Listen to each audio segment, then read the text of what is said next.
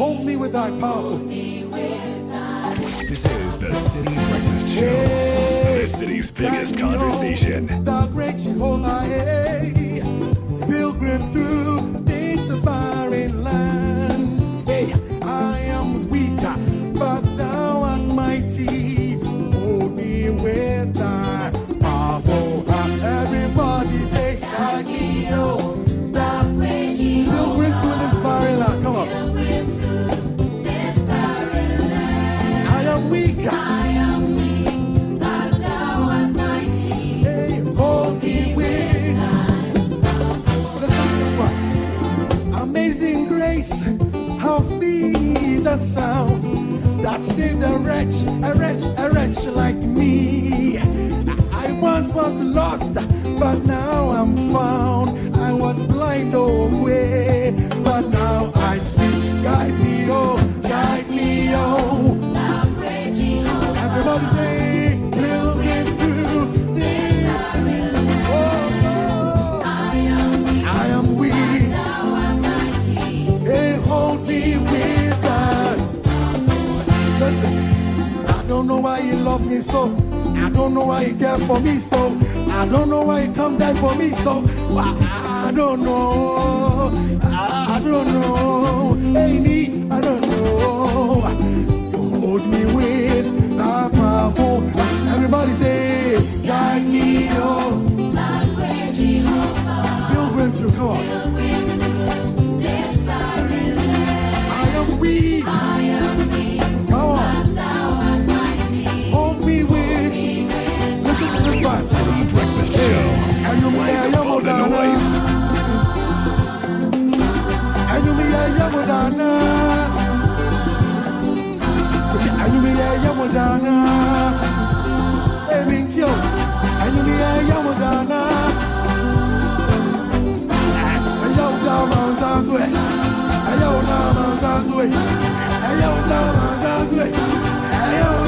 Kofi Dia Anto, guide me, O thou great Jehovah, pilgrim through this barren land. I am weak, but thou art mighty. Hold me with thy powerful hand. As a desperate cry for help, as a desperate cry for guidance in a world full of evil and wickedness, in a complicated world, we need guidance. It's a good thing to ask for help. There's nothing to be ashamed of. So yes, start your day asking for divine help to go through your day. Oh, listen to this one. It says, the Lord will guide you always. He will satisfy your needs in a sun-scorched land, and he will strengthen your frame. You will be like a well-watered garden, like a spring whose waters never fail. Your people will rebuild the ancient ruins and will raise up the age-old foundations. You will be called repairer of broken walls, restorer of streets with dwellings. It's my prayer for you this morning that the Lord will always guide you as we seek his guidance also, that he will satisfy your needs in a sun-scorched land, that he will strengthen your frame and will make you like a well-watered garden. You will be like a spring whose waters never fail, that your people will rebuild the ancient ruins and will raise up the age-old foundations. You will be called a repairer of broken walls, restorer of streets with dwellings. 629, 97.3 Citi FM, Citi Breakfast Show we call it. It's an inspirational start to your morning. Many thanks to Kofi Dia Anto for that inspirational sound. Oh, guide me, oh thou great Jehovah.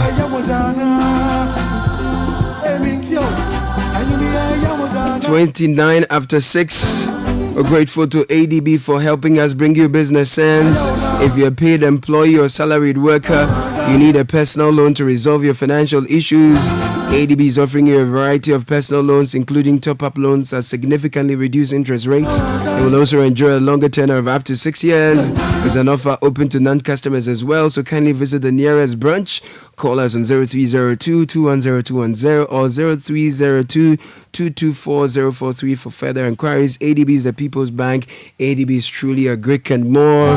My name is Caleb Kuda. Welcome to the Citi Breakfast Show. We have the the newspaper review coming up shortly. Join us.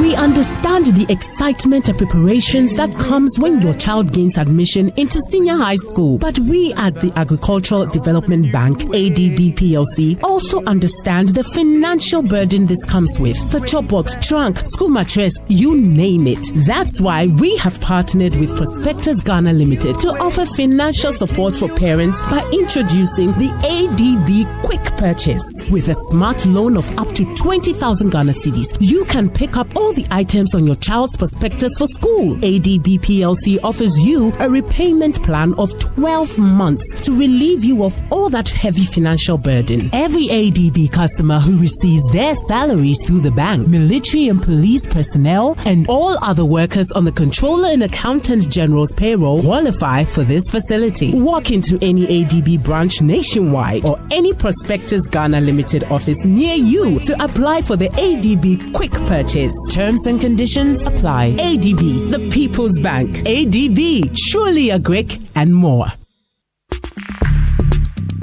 Join the conversation on the Citi Breakfast Show on Facebook at facebook.com/Citi97.3, Twitter at twitter.com/Citi973, and Instagram at instagram.com/Citi973 with the hashtag CitiCBS.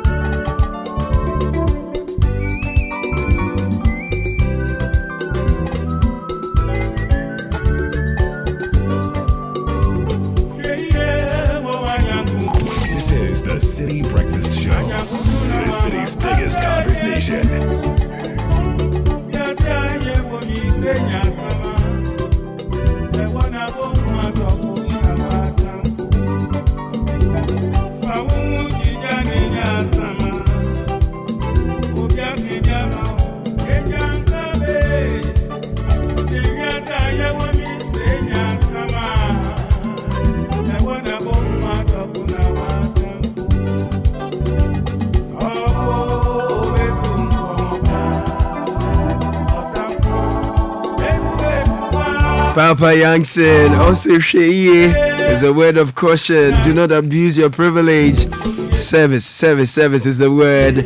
We're coming to serve you the newspaper review shortly. It was brought to you by Fidelity Bank and Total Excellium. Are you ready to turn your dreams into a reality? Whether you want to own a new home, a brand new car, the latest appliance or gadget, you need money to expand your business. You can make all these dreams a reality because Fidelity has several facilities to make your dreams a reality. So dial 0800-003355. Visit any of our branches nationwide today to turn your dream into a reality with Fidelity Bank Loan. Terms and conditions apply. Fidelity Bank, believe with us. Now, Total Excellium says it has a powerful 3-in-1 formula that cleans your engine, extends its life, and lowers your fuel consumption. We call it the Excellium New Formula. Thanks to this cumulative effect of its anti-corrosion, anti-wear, and detergent additives, it lowers your vehicle's fuel consumption while reducing CO2 emissions. You will drive, sir. So experience the difference with Total Energy's Excellium New Formula. Choose Excellium, choose quality. It's 34 after 6. And Richard Deleska is here. Yeah, my man. Good morning, Sky. Good morning, my brother. And you are here with some made in Ghana salty. Yeah, so I got some dear coconut chips. Where the chop arms was. Allah. Maybe so. And Godfrey Akotobuafo is also here. I was managing some Ghana made tea bread. You were doing made in Ghana tea bread. Okay. Mine was last night. It was milk and chocolate coated cashew nuts. Thank you. With yogurt. Hey! Ever my way it be Fatima. And then the man is working on his weight gain program. Oh man, good to you have coated weight. Yeah man, coated milk and milk and chocolate coated cashew nuts with yogurt. Yeah, the yogurt there is sponsored by Zoe Abubedu. Yeah. So Abubedu Industries. I tell you, they go on. They come the place from. Oh, this year it come the place, but I know bring the consignment. Oh, I so see. they go the factory. Okay, that's where I collect so it. Abubedu Industries.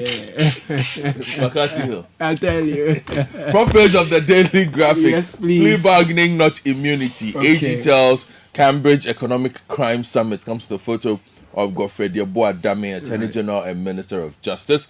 EC suspends officer over unsolicited voter transfers. Cleanest region ranking campaign. Okay. Minister inaugurates 9-member committee. The Ghanaian Times says less partner to trace assets of criminals. AG is telling the International Crime Summit in the UK, right? Mm-hmm. And then also Tamale, High Court, Tamale orders rerun of MPP Wale parliamentary primary election. Mm-hmm. Also Cape Coast, Elmina residents react to water shortage situation in their communities. Mm-hmm.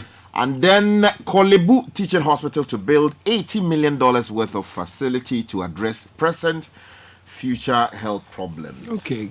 The front page of the Daily Guide. Ghana needs possibility leader, not a 24-hour disco, says Baumia. Michael Quay Jr. launches campaign. The Wale story is on the front page. The AG makes it to the front page of the Daily Guide as well. The ABC News newspaper says Eastern Region holds second edition of 2024 regional town halls today. Okay. I mean, why is this a front page, like a banner headline?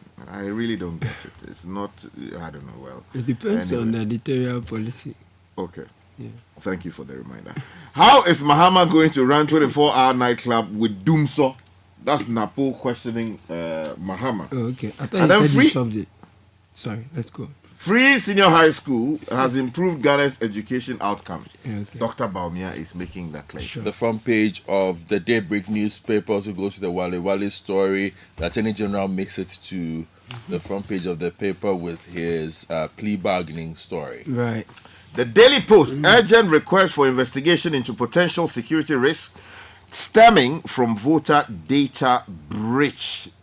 Also on the front page, we're told EC is admitting mistake in provisional voters register upon NDC's prompting.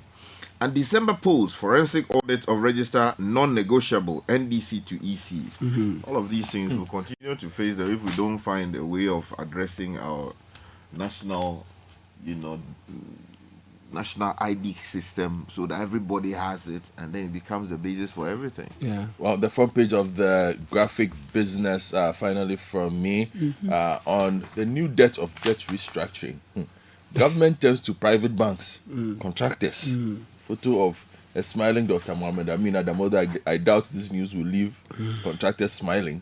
Expert calls for listing and policy change disregarding state-owned enterprises. Finally, from me, alum the Seoul's Economy Times says this morning, government moves to avert effects of imminent, potentially catastrophic drought. Government takes steps to confront the challenge head-on, but doubts still arise over its commitment with elections looming. Right. Also, Ghana records some 10% fall in FDIs in 2023, lowest over the past decade. This according to a report. And some 345 million Ghana cedis has been saved from payroll cleansing. This is coming from the minister responsible for employment and labor relations. Let me take you to channel1news.com. Galamsey on water bodies equivalent to murder. Ghana Water Company Limited is speaking. Politicians must be held accountable for Galamsey. This is Ken Ashigbe here. And then also Kolebu's elevator at surgical department fixed. That's the story coming in. If I take you to citinewsroom.com, Otumfo distills Wirempimhene for abusing sacred oaths. EC must apologize to Ghanaians for bloated voters register. Implement plans to curb Galamsey now. Kanashigbe to Baumea. Ghana set to raise cocoa farm gate price by nearly 45%. This is according to source. And court orders 45,000 Ghana cedi compensation to each victim of Techiman South shooting. If I take you to All Africa, no end in sight for Nigeria fuel scarcity. BBC this morning, Netanyahu not doing enough to free Gaza hostages. This is Biden speaking. Extremist settlers rapidly seizing the West Bank land. And then also My Joy Online, EC is the greatest threat to Ghana's democracy. This is Nyaho Tamaklo speaking. And minority demands removal of lands minister deputies over Galamsey crisis. We can do the details now. Okay, so let me take off this morning with this story still about Galamsey and how it's impacting water supply. For instance, in the Cape Coast area, residents are reacting to the scarcity of water emerging in that community. So the story is on page 12 of the Ghanaian Times. David O. Boy Tete reporting from Cape Coast as residents in Cape Coast and Elmina in the central region have complained about the water situation in the various localities, stating that the situation was alarming. Now they have called for drastic action by government and stakeholders in the space to address the situation effective immediately. Now the residents were speaking to the Ghanaian Times on report by management of the Ghana Water Company Limited regarding the effect of Galamsey activities on water production. Now, the recent demand-supply gaps, according to the management of Ghana Water Company Limited, was a result of inadequate raw water received at the Setrihemang treatment plant due to Galamsey.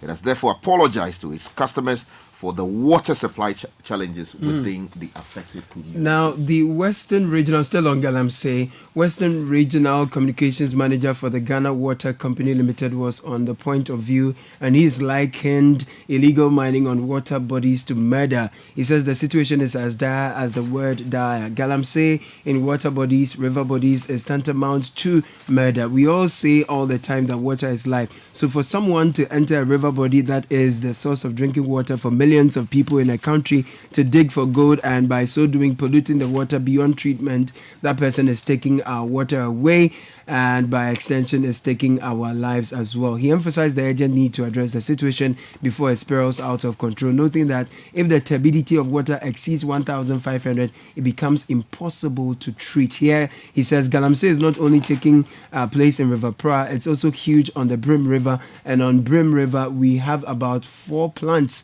in the Bonsu and the Osino plants. In the Bonsu and the Osino plants, if the turbidity goes beyond 1,000 or almost 1,500, the plant is unable to treat the water. If the water is so dirty and goes beyond 1,000 or 1,500 at Bonsu or Osino, the plant is shut down.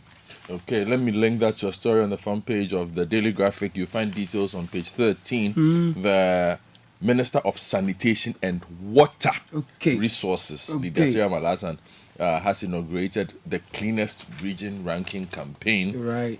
This is a collaboration with Zoom Lion to find out the cleanest region in the country. Greater Accra, I'm sure, will be last when they are done with this. But my disappointment stems from the fact that at this program, and since this issue, we have not heard the sector minister address the issue of the water. Yeah. So, Madam Sarah Malasan, please, Ghana Water Company has been telling you a lot of things. Yeah. We expect you to also say some things about this. Now, in the same newspaper, I'll take you to page 42 and 43. One story there that was public news yesterday. Elevator at Kolebu Surgical Department fixed. Story by Rosalind Amo. Couch. Elective surgeries scheduled to take place at the surgical department of the Kolebu Teaching Hospital resumed today, following the completion of work to fix one of the broken down elevators that serve the multi-story department. Such procedures were put on hold while attention was given to only emergency cases after the elevator broke down, drawing concerns from patients and caregivers.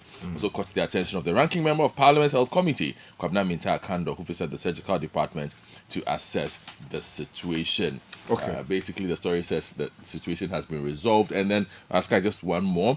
The National Road Safety Authority has given a 7-month ultimatum to commercial road transport operators and other regulated entities to register with the authority or be prepared to face severe sanctions. Also, the authority has directed owners of floating vehicles, I don't know what those are, to join a transport union, or form a company and be registered to operate legally before the 31st of March 2025. This thing that people should go, if they won't come to register, go to the DVLA. That's where they issue permits for people to be able to drive their vehicles on the road. So when you go there, you have the source document. So therefore, so you look at your register. Those who are not inside, you do something to them. That's how you do. If you are telling them to come, they won't come. Now, I just want to take you back to Kolebu briefly. There's a story here on page 13 of the Ghanaian Times that says Landmark Medical Discoveries Center, Kolebu to build $80 million facility to address present and future health problems. Now, Abigail Ano, writing for the Ghanaian Times, says the Kolebu Teaching Hospital has disclosed plans to establish an ultramodern learning, research and innovation center to enhance its health service delivery in a bid to remain at the forefront of medical progress, both locally and internationally. We're told it will cost some $18 million. And the chief executive of the hospital, Dr. Poma, is here briefing the press. But there's something else that is happening, and let me take you to the north. Tell me about it. So that story is on page 12 of the Ghanaian Times. Right. High Court, Tamale orders rerun of MPP Wale Wale primary elections. Now, Yahaya Nuhu Nada, reporting from Tamale, says the High Court, Tamale, has declared the elections of the New Patriotic Party parliamentary primary results. Hey, I don't even know what that means. The elections of the New Patriotic Party parliamentary primary results. Does that make sense? In the Wale Wale constituency of the northeast region, null and void. Now, the court, presided over by Justice Richard Kujapa, therefore ordered a rerun of the primaries in the constituency. Now, according to Justice Kujapa, the full judgment will be read on September 12, 2024. Now, the court ordered yesterday that the party must go back to organize fresh primary election for the constituency to save the situation. Now, counsel for the applicant, Sylvester Isang, his lawyer is not a title. Please, journalists, let's not be adding it. I've said this thing ad nauseum. Briefing the media after the court proceeding, said it was sad that the Wale Wale constituency election had to take them to this courtroom and related matters. Right. Now, Samson Ladiayeneni, who is also the counsel for the other, has expressed misgivings at how the things turned out. That's true. On channel, waiting for the full judgment. On channel one, what to do. on channel one newsroom.com, for example, he says that his client will not give up. So that story is there for those who are interested to. Nominations have opened. Yeah. Shabu. For 3 days, yes. According to page 16 of the Daily Graphic, nominations. I mean, it's really today. embarrassing, that the flag bearers constituency, is going through this. I mean, there should have been some intervention, and these things you do it behind the scenes. Oh, but maybe it's the beauty of democracy, allowing the institutions democracy to doesn't mean that you should be fighting all the time. Well, since we are doing politics, let me take you to the Daily Guide, page 3. Sure. And the flag bearer of the ruling New Patriotic Party, Vice President Mahmoud Bawumia, has stated that Ghana needs a leader with a possibility mindset to drive the country's development agenda. He believes the country does not need a 24-hour disco leader who prioritizes short-term political gains and populist decisions over long-term vision and strategic planning. Addressing a mini rally of MPP supporters at Ablekuma Curve in the Sohutum constituency of the Greater Accra region, Dr. Bawumia emphasized the need for a leader who can inspire hope and confidence in the people, and not one who is only interested in having a good time. Meanwhile, the running mate is on page 3 of the ABC News newspaper. Says that the 24-hour nightclub campaign promise of the opposition National Democratic Congress has been described as unrealistic, so it should be treated with the contempt that it deserves. Now, Dr. Matthew Poku Prempe, who made the observation, stated that an uninterrupted power supply will be required for a nightclub to operate for 24 hours. However, he recounted that the NDC plunged the country into darkness when they were in political office. So the NDC, cannot implement a policy that requires constant supply I get it now. of electricity. Still on that, this is something that Godfrey you would like to hear. Theo Echampo is speaking on the political parties and their pledges, and he says that Ghana's fiscal space cannot fund the political pledges we've heard so far.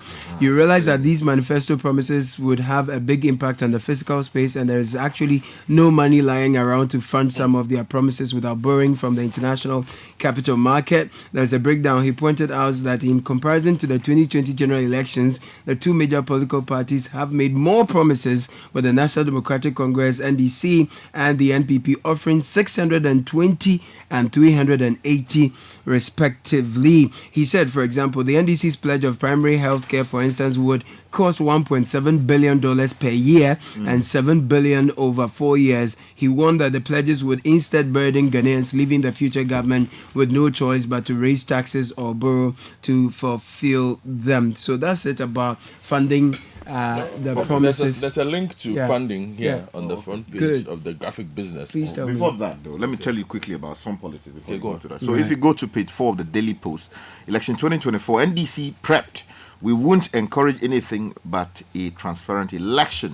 Isaac Adongo is quoted here. The National Democratic Congress has its eyes peeled for the December 7th general elections. Bolgatanga Central Member of Parliament, Adongo Isaac, has said. Now, he outlined some of the preparations the main opposition party has made to ensure the governing New Patriotic Party does not rig the democratic exercise in their quest to break the 8-year or 2-term political cycle. Now, he goes on to tell you about some of the things they are doing. So he commended the former communications minister, the Honorable Dr.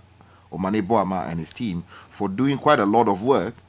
You can already see the fruit for. And some of those details are here in the the Daily Post newspaper. Okay, so in trying to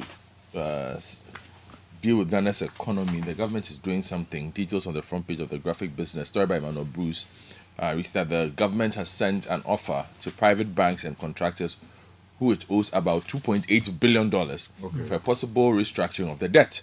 After successfully negotiating a deal with its bilateral and Euro bond holders, the government has now turned its attention to private banks and suppliers. The negotiations with these creditors, who form part of the country's commercial creditors, are aimed at providing some debt relief to the country. So he was responding to a question from the graphic business at his monthly economic update. And according to him, the minister, Coach, we visited China and we engaged some of them. We have also engaged some here in Ghana, and we have shared our offer with them for their consideration. Hopefully they will accept the terms we are offering to them. Okay, I want to bring you back quickly to the issue of elections, because a story caught my attention about some EC officer who did illegal vote transfer. It has been dealt with. Now, EC suspends Pusiga District Director over illegal voter transfer. The story is on page 4 of the Ghanaian Times. Lawrence Vomafa Apalu says this morning that the Electoral Commission has suspended the Pusiga District Director of the Commission over the illegal transfer of votes. And then we are told that 38 voters in 2 constituencies in Tamale and Pusiga in the northern region were done. And they used the EC's officials' credentials without the voters' consent. Can you imagine? Now, the Deputy Chairman of the Corporate Service of the Electoral Commission, Dr. Bosman Erika Sari, disclosed this in Accra yesterday, and he said the prime suspect have been arrested and granted bail pending further investigations. He was speaking to the media at a briefing to throw more light on reports of illegal transfer of votes in 2 constituencies. I take you to Nigeria on All Africa. No end in sight for Nigeria fuel scarcity. High debt to suppliers and lack of liquidity have been cited as challenges to the government's capacity to sustain importing petroleum products. Marketers have also complained about the increasing foreign exchange rates, leading to higher landing costs. Long queues at filling stations and some stations closing have been reported as authorities acknowledge the quote financial strain has placed considerable pressure on the state-owned company and poses a threat to the sustainability of fuel supply. Meanwhile, the Nigeria Employers Consultative Association has warned that amid the fuel crisis, the wider economy continues to struggle due to fluctuations in the foreign exchange market, low crude oil production, and a high monetary rate policy. So Nigeria is going through it. It's not having it any easy. Let me take you abroad as well. Daily Graphic on page 9 has some interesting stories from around the world, and also on page 5. So in Nigeria, for instance, on page 5, Nigeria charges protesters with treason and inciting the military. Nigeria has charged 10 people with treason and conspiring to incite the military to mutiny following last month's nationwide demonstrations that saw thousands take to the streets to protest against the cost of living crisis. And in Tunisia, the Electoral Commission rejected the court ruling reinstating 3 presidential candidates, and police arrested another candidate in what opposition critics said was another example of President Kais Saied stifling competition, which is strange. Kais Saied came on the back of being a very, very open-minded president, but he took over and has completely changed. And a university professor who ran a very, very modest campaign, but he's turned out to be something else. And also, something to take note of, on page 9, the German Chancellor Olaf Scholz has urged mainstream parties not to lend support to the far-right Alternative for Germany, AfD party, which won a big victory in the eastern state of Thuringia in Sunday's regional election. The result gives the far-right its first win in a state parliament election since World War II. Now, why is somebody asking, why is Godfrey reading this story? Well, also because we've seen the rise of a lot of these far-right parties in most of Europe. Now, the AfD has been designated as a right-wing extremist party in both Thuringia and Saxony. Bjorn Hocker, the AfD leader in Thuringia, has previously been fined for using a Nazi slogan, although he denies really doing so. I see. Let me just wrap up quickly with Volkswagen is weighing whether to close factories in Germany for the first time in its 87-year history as it moves to deepen cost cuts amid rising competition from China's electric vehicle makers. So we won't have VW. Yeah, so they are considering after 87 years. That story is on CNN. You can check it out. Sure, Gov 1.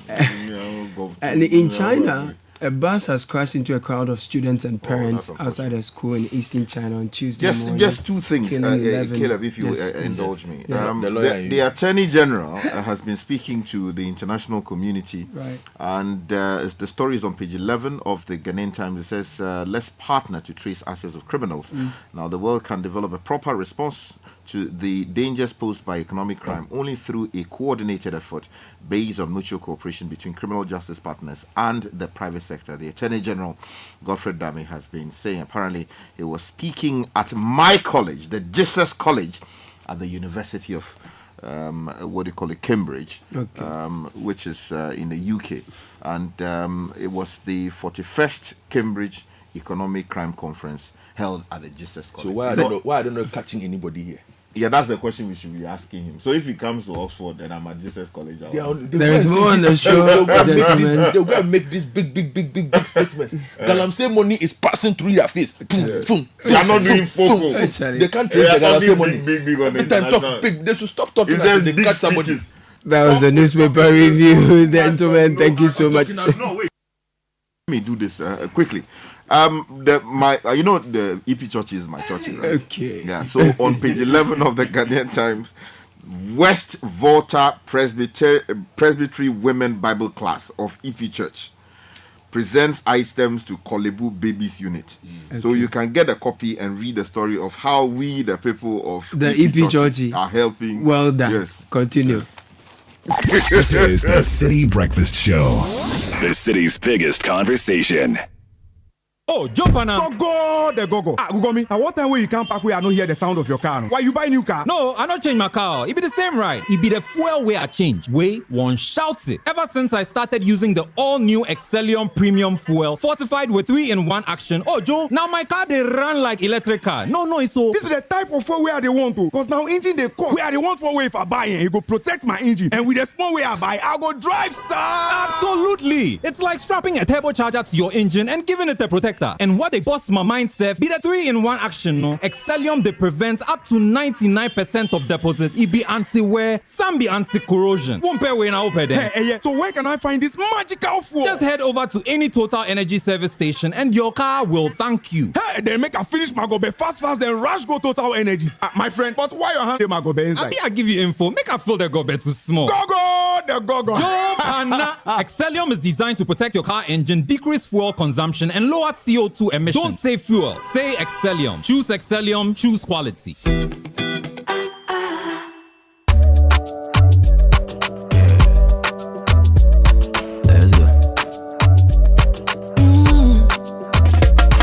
My body, when you wake up in the morning and you know the money calling, oh, you go work. But you know it's I on your side. If I believe with us, if I hold my hand and believe, cause you know it's I on your side. And when you dream, no say I live for you.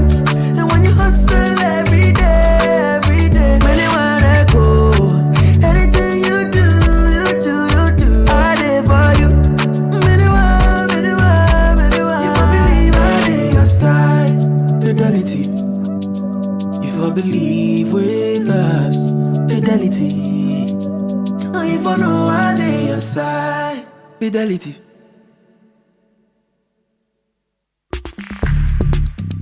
Join the conversation on the Citi Breakfast Show on Facebook at facebook.com/Citi97.3, Twitter at twitter.com/Citi973, and Instagram at instagram.com/Citi973 with the hashtag CitiCBS. The Citi Breakfast Show. Rise above the noise.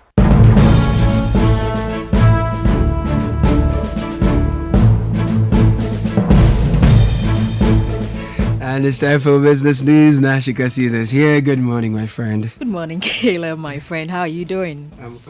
I'm good. Awesome. Hello and welcome to the breakfast edition of the Citi Business News, proudly brought to you by MTN, Goil and Access Bank. My name is Nashika Caesar. Coming up, government to increase cocoa farm gate price by nearly 45% for the upcoming 2024-2025 crop season. Also coming up, industry players confident the return of Virgin Atlantic into the Ghanaian market will make prices more competitive and improve services to passengers. And later, stakeholders in the agricultural sector demand the ban on export of grains be immediately lifted.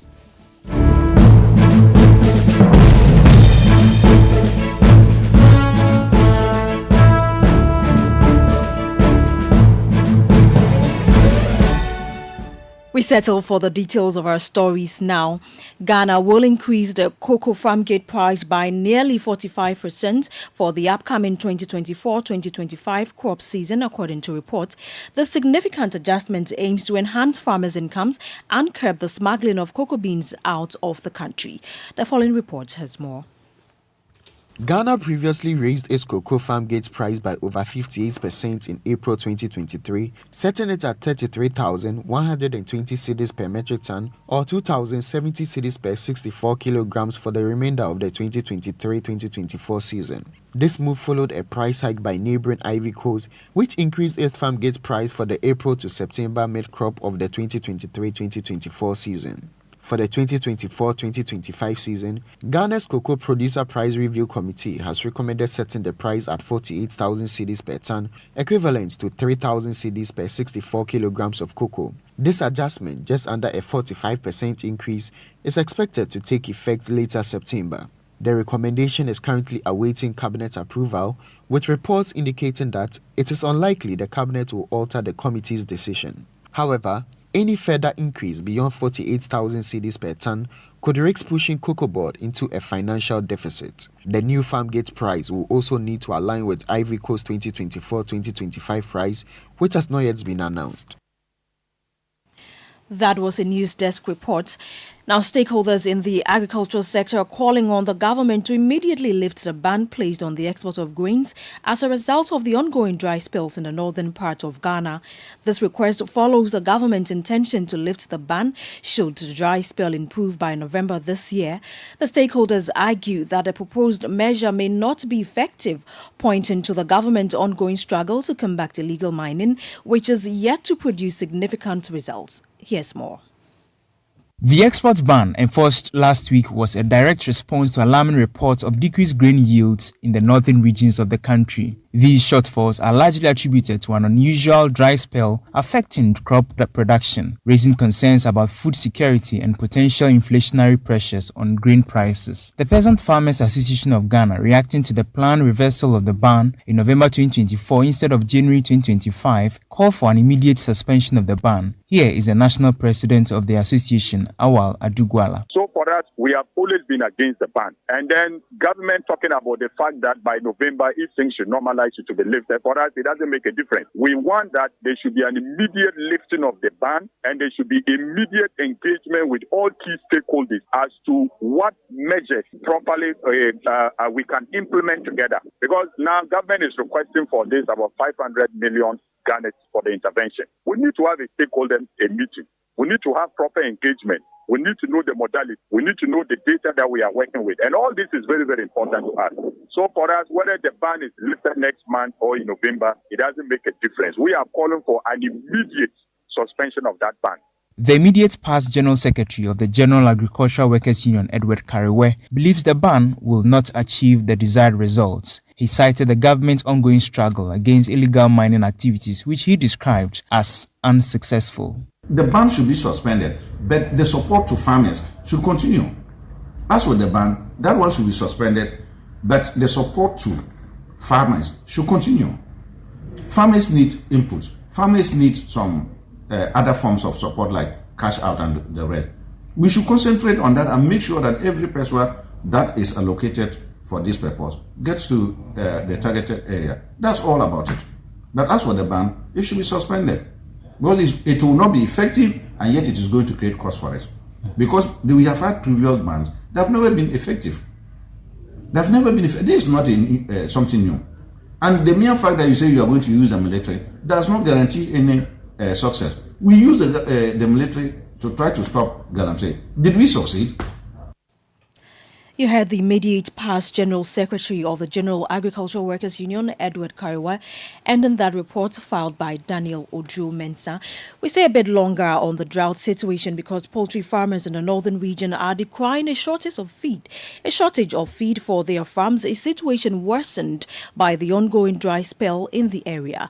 The drought has significantly reduced grain production, leading to a scarcity of key ingredients such as maize and soybeans, which are essential for poultry feed. In an interview with Citi Business News, Mark Kweku-Abroa, Vice Chairman of the Northern Regional Poultry Farmers Association, highlighted that the shortage has led to a surge in grain prices, further compounding the challenges faced by farmers. For the disaster, the drought which has come has really affected us severely. The feed that we used to prepare, buying the ingredient from the market and prepare now, the prices have increased. Maize, for instance, we used to buy at 400 here in Tamale. Currently, is selling at 800 Ghana. Soya bean, the prices have increased so high. A lot of people are stopping the business because of high cost of the ingredients, and it has forced a lot of people out of business. But we, those that we are still in fact, we are just inadequately feeding our birds not to go out of business. You hear the Vice Chairman of the Northern Regional Poultry Farmers Association, Mark Kweku-Abroa, speaking there. Now, aviation analyst Sean Mendes has stated that Virgin Atlantic's return into the Ghanaian market is likely to increase competition, potentially leading to a more competitive pricing, enhanced service offerings and improved connectivity for passengers. Virgin Atlantic yesterday announced the resumption of daily flights between Accra and London, effective May 2025. 2025. This marks the first time since 2013 that the airline will operate this route, aiming to provide the much-needed competition and choice for travelers. Commenting on the development, Shawn Mendes said the resumption shows renewed confidence in the region's economic potential. This is actually quite a lot of capacity. Now, the market between the UK and Ghana has grown from about 180,000 pre-COVID to around 250,000 passengers now. So this market is growing steadily at a rate of about 30 to 40%. British Airways is the major player in this market. They're carrying about 190,000 of their 250,000 total passengers in that market, with the rest of them flying with connecting flights via Europe or Middle East or wherever else. So definitely there is a potential in this market, but Virgin's aggressive entry into the market with 198,000 seats that they will be adding to a market which is already just 250,000 passengers may be a little more aggressive than the market can sustain. In the short term, though, you could probably see a price war and low prices between Accra and London, but in the long term, I'd expect to see either Virgin reduce their frequencies or possibly even British Airways pull out of their Gatwick route to Accra and consolidate their flights only at Heathrow.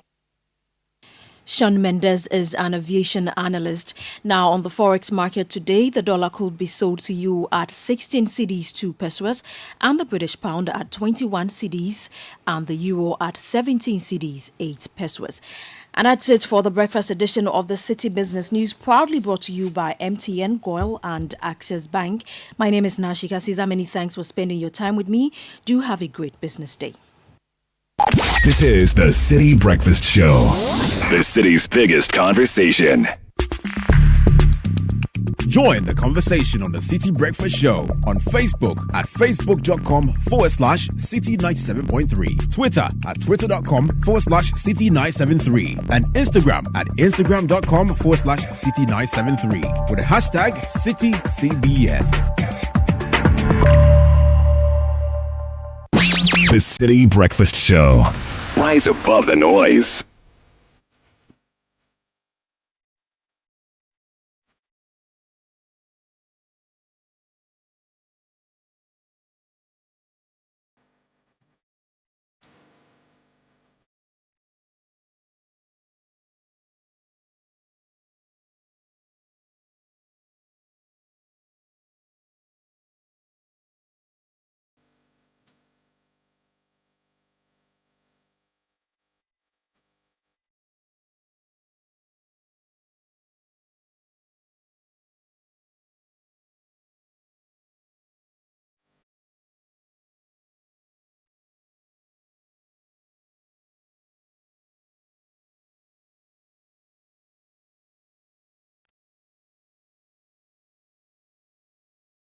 It's 7:11 and an energetic young man is in the studio with Kickoff.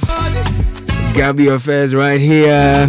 Kickoff is brought to you by Zonda Ghana Limited. It's your one-stop shop for quality trucks like Shantui bulldozers, excavators, graders, payloaders, rollers, TX trucks, and oil tanks, all made and assembled right here in Ghana.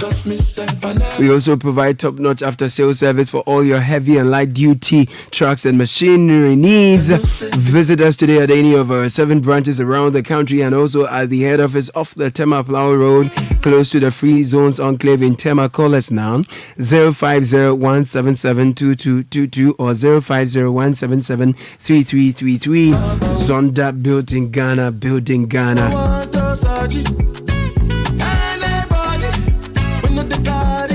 Gabby Ofe, good morning to you. Good morning, Caleb. Looking nice in your Channel 1 television, Charlie, white bro. t-shirt. Thank you, bro. You're also looking good, though. This one, you shut the thing for that side, more that side. Why you not get some? I don't get this one song. No, I got a song you. It is so. It is so. Let's kick off, Gabby. All right.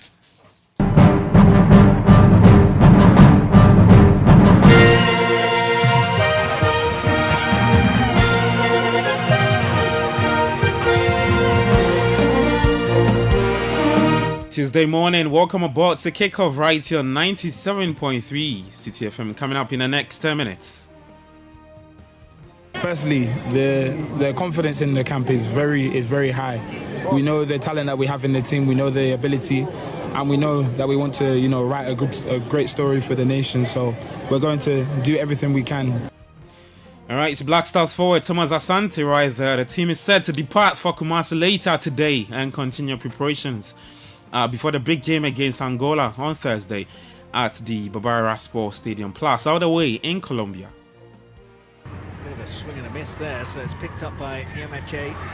He's still going, the captain. Oh, brilliant! She has deserved that. It's a stellar strike from Stella Yameche to give her side just a glimmer of hope late on. Note the results the Black Princesses hoped for in their opening game against Austria in the FIFA Under-20 Women's World Cup in Colombia. All of that plus some tennis news coming up in a bit.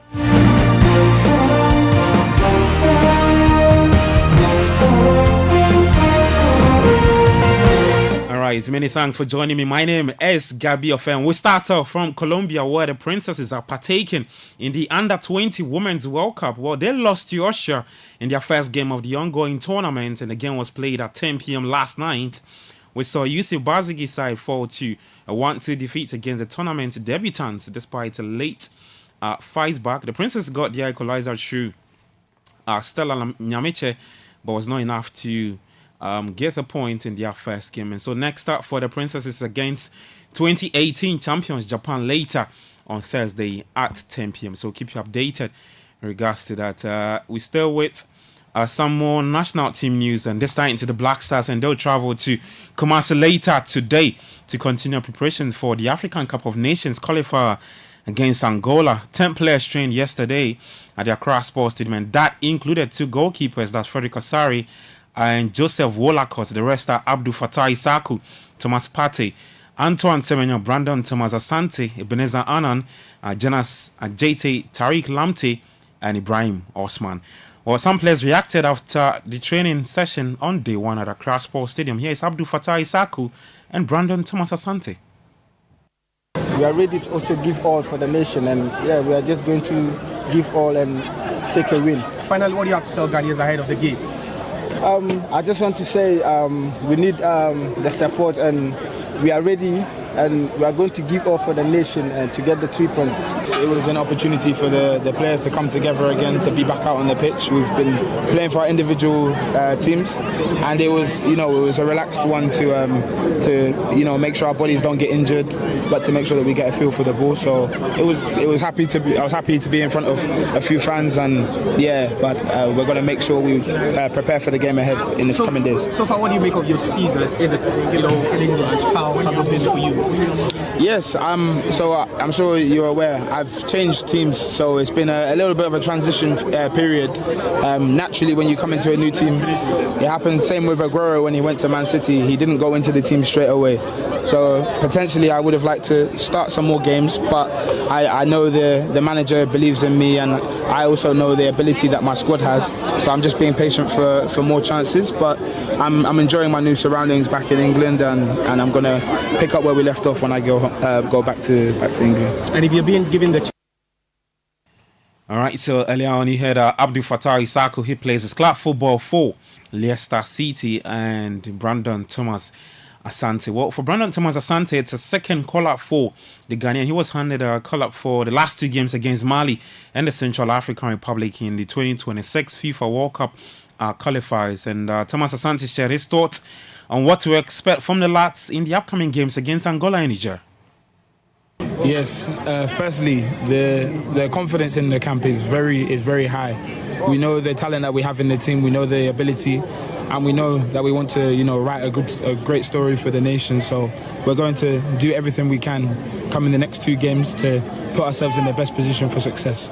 We know the last game you played, they had to take, the final minutes was a bit scary, you nearly lost it. What are the precautions that you guys have spoken about going into such a game? As a team, we're still coming together. We're still awaiting the players who have been still serving their clubs.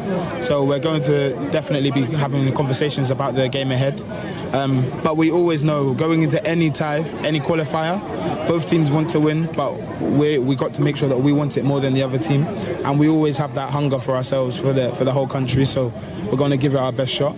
and make our best attempt. And so that's Black Stars forward Brandon Thomas Asante speaking after day one training session that happened at the Accra Sports Stadium yesterday. We're still with the Black Stars, and head coach Otuado and his two assistants, John Pinson and Fatal Dauda, who were involved in a car accident over the weekend at the Takrady Road, have all arrived in camp to begin preparations for the upcoming test against Angola and Niger in the upcoming 2025 AFCON qualifiers. Well, some more good news for the national team in Norwich. Norwich City's Fortuna Mankwa has also been called up to join the team for the 2 games against Angola and Niger. The Norwich City midfielder will join the rest of the squad in Kumasi when the team departs later today. Away from the Black Stars, Dreams FC have announced the transfer of 18-year-old winger Abdulaziz Issa to Spanish giant FC Barcelona, finalizing the deal on a transfer deadline day. Now, Issa, recognized as one of CAF's top young talents, gained attention last season with his outstanding performances in the CAF Comfort Cup for Dreams FC, and he's set to join Barça Athletic in the Primera Federación, that's Group 1, Spain's 3rd division, with the potential to break into the first team under manager Hansi Flick. That's if he continues to impress. We take it to Europe, and Erik ten Hag retains the full backing of Manchester United's full leadership team, despite sporting director Dan Ashworth and CEO Omar Berrada not being involved in the decision to retain the manager. Now, the 3-0 humbling to Liverpool at Old Trafford on Sunday, the club's second defeat in the opening 3 Premier League fixtures, has directed pressure back on the Dutchman. Meanwhile, former Manchester United defender Gary Neville is backing Erik ten Hag to stay on to Christmas. Shouldn't be demeaned that 2 trophies in 2 years winning the FA Cup is all of a sudden now a really bad time. Finishing 8th in the league is unacceptable, but they've won 2 trophies in 2 seasons. He pointed to that this week. In Manchester United's history, there were many seasons where they went years without winning trophies. So Alex Ferguson, it took him 6-7 years to win a Premier League. It takes time sometimes. Jurgen Klopp, it took 5 years, 6 years. Arteta's on a journey of 5-6 years to try and win a Premier League. If they're winning trophies along the way, they shouldn't be sniffed at. In Manchester United this really season, simply, there's a thought process that every manager that's been at Manchester United over the last 10 years is really bad. They're not good enough. Van Gaal's not good enough. Rangnick's not good enough. Solskjaer's not good enough. Mourinho's not good enough. Yeah, you always blame the Glazers. Who are you going to blame now? Moyes is not good enough. So what they've tried to do is give a stable platform above him with different people, technical directors, sporting directors, head of recruitment, CEOs, all changed. That actually it might not be the coach that's the problem at the club. It might be the fact that they've not got the right balance around them. So let's get the right support staff in, which is what they've done, and see whether this manager can thrive under a better leadership above him. That's what they've tried. I don't think that's wrong. All right, it's interesting thoughts from Gary Neville, who's the former Manchester United defender. To some transfer news, in Kieran Trippier could leave Newcastle in the next fortnight, with a number of Turkish and Saudi Arabian clubs still in discussion of a potential move. Victor Osimhen has agreed to join Galatasaray on loan. The striker will fly to Istanbul tonight and is due to undergo a medical later today. Well, Arsenal midfielder Mikel Merino is set to miss close to 2 months with a fractured shoulder. The Spaniard reportedly suffered an injury in his first training session after joining the North London club. To Liverpool, and Mohamed Salah has said this season will be his last year. Salah, whose contract expires next July, has been at Anfield since the summer of 2017 when he signed from Roma for then a club record fee. I had a good summer. I had a long time to just to stay with myself and try to think positive, because as you know, this is my last year in the club. I just want to enjoy it and just I don't want to think about it, but just I feel I'm free to play football, and we'll see what's going to happen next year. And if this is your last season, as you say, this could be your last time ever playing here.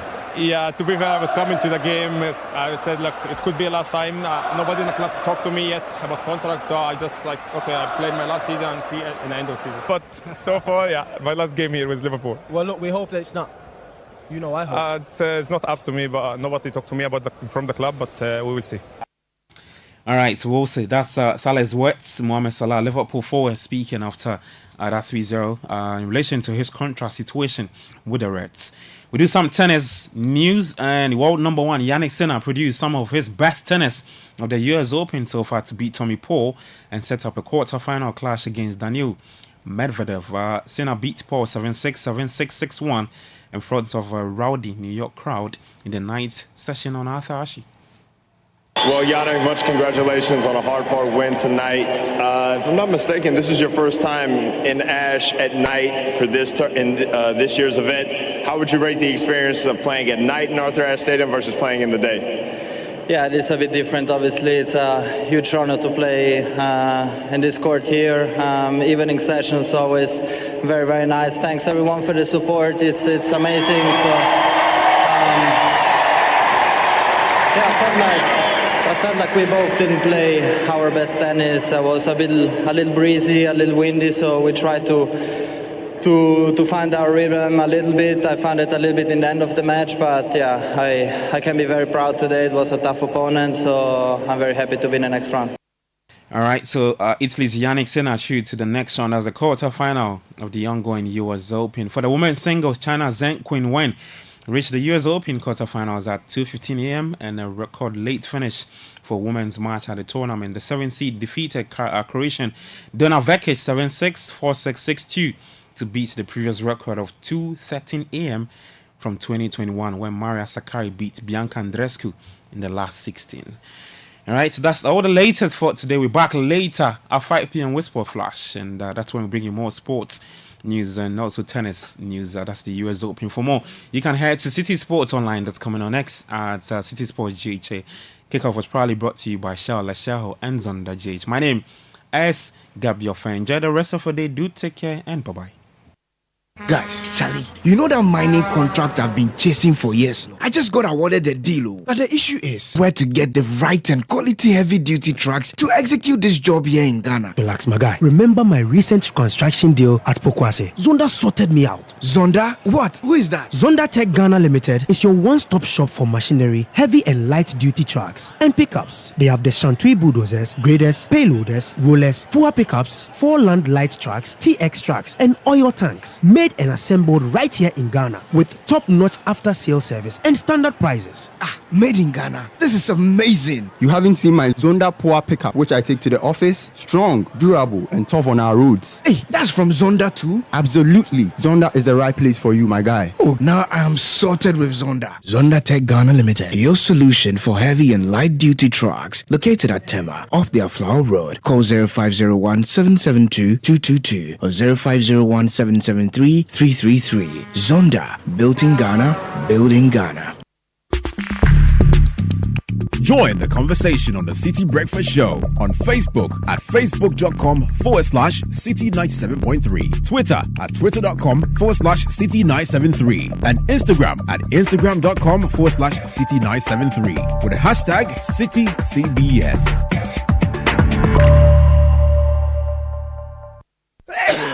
Why do you allow cough, cold, and flu to ruin your happiness? You need Samalin cough syrup. Samalin cough syrup will relieve you and your family from coughs, cold, and flu. Samalin offers a whole range that provides relief for the entire family. Insist on your Samalin in pharmacies and over-the-counter medicine sellers. Samalin cough syrup from Danex I-Tin Starwin PLC. If symptoms persist after 48 hours, consult a physician. This advert is FDA approved. Join the Republic Verse. Enter the Republic Bank space. Online or within the banking hall, we open the right doors for you to make the most of life. With our suite of superb banking products and services, our clients, corporate, SME, investments, and individuals get to enjoy amazing benefits. Republic Bank, we're the one for you. We're the one for you.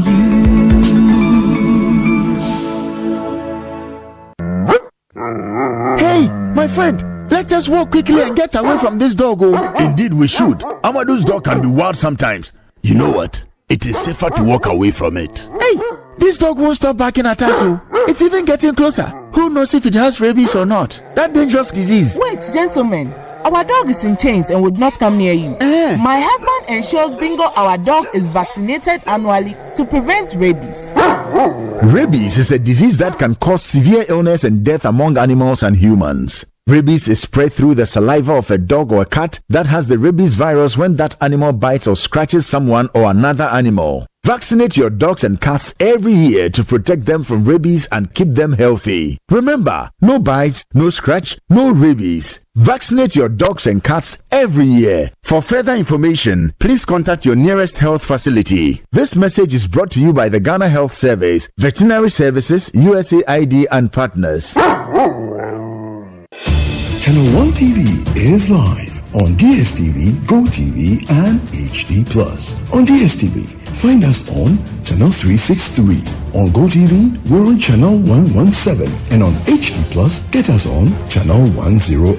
On a digital TV, run a new search. But take note that without an antenna, you cannot access Channel 1 TV. Channel 1 TV can be accessed on any free-to-air digital box, like the DSTV and HD+ boxes. Channel 1 TV, telling your story, empowering change.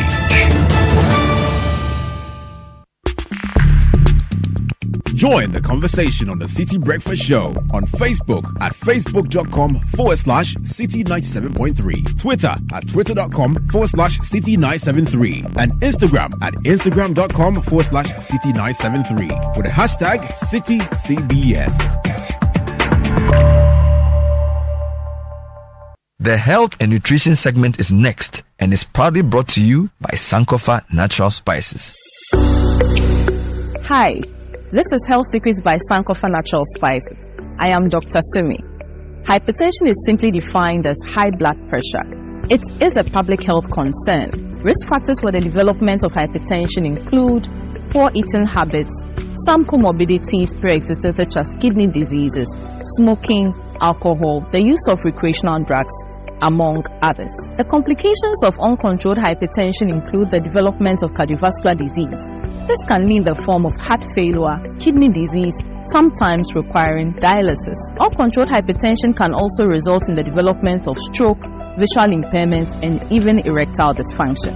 Let's continue our talk soon. Sankofa Natural Spices, DDA. Sankofa Natural Spices are made in Ghana with only natural ingredients with your health in mind. DDA.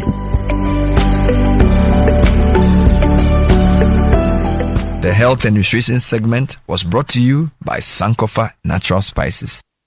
This is the Citi Breakfast Show, the city's biggest conversation. The Citi Breakfast Show. Rise above the noise.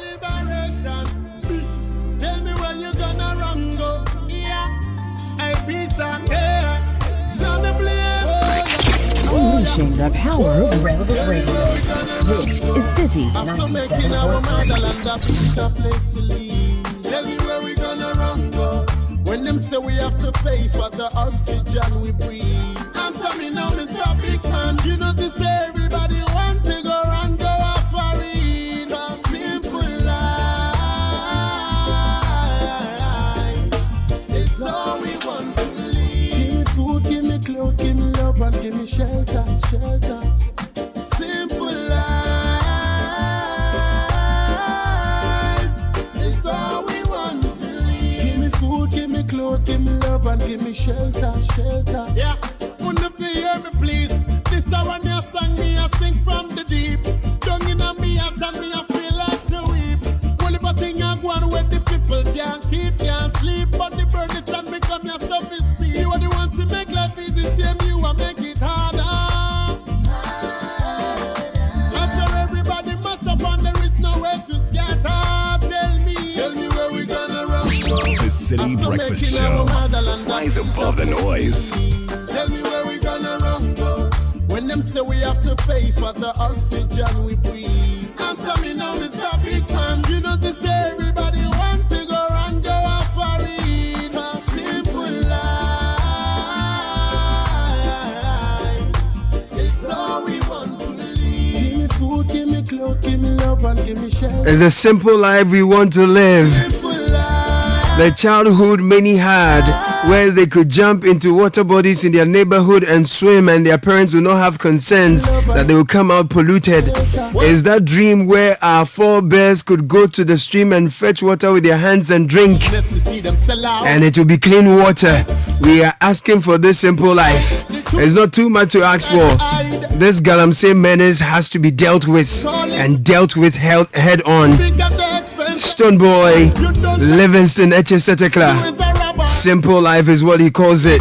We have some important announcements for you, and we jump into heavy conversations that matter to you and I, and to our collective survival and to our future. At any point, you can join our conversation. The number is 0549986996, 0549986996. Now, are you ready to make every moment count as we are?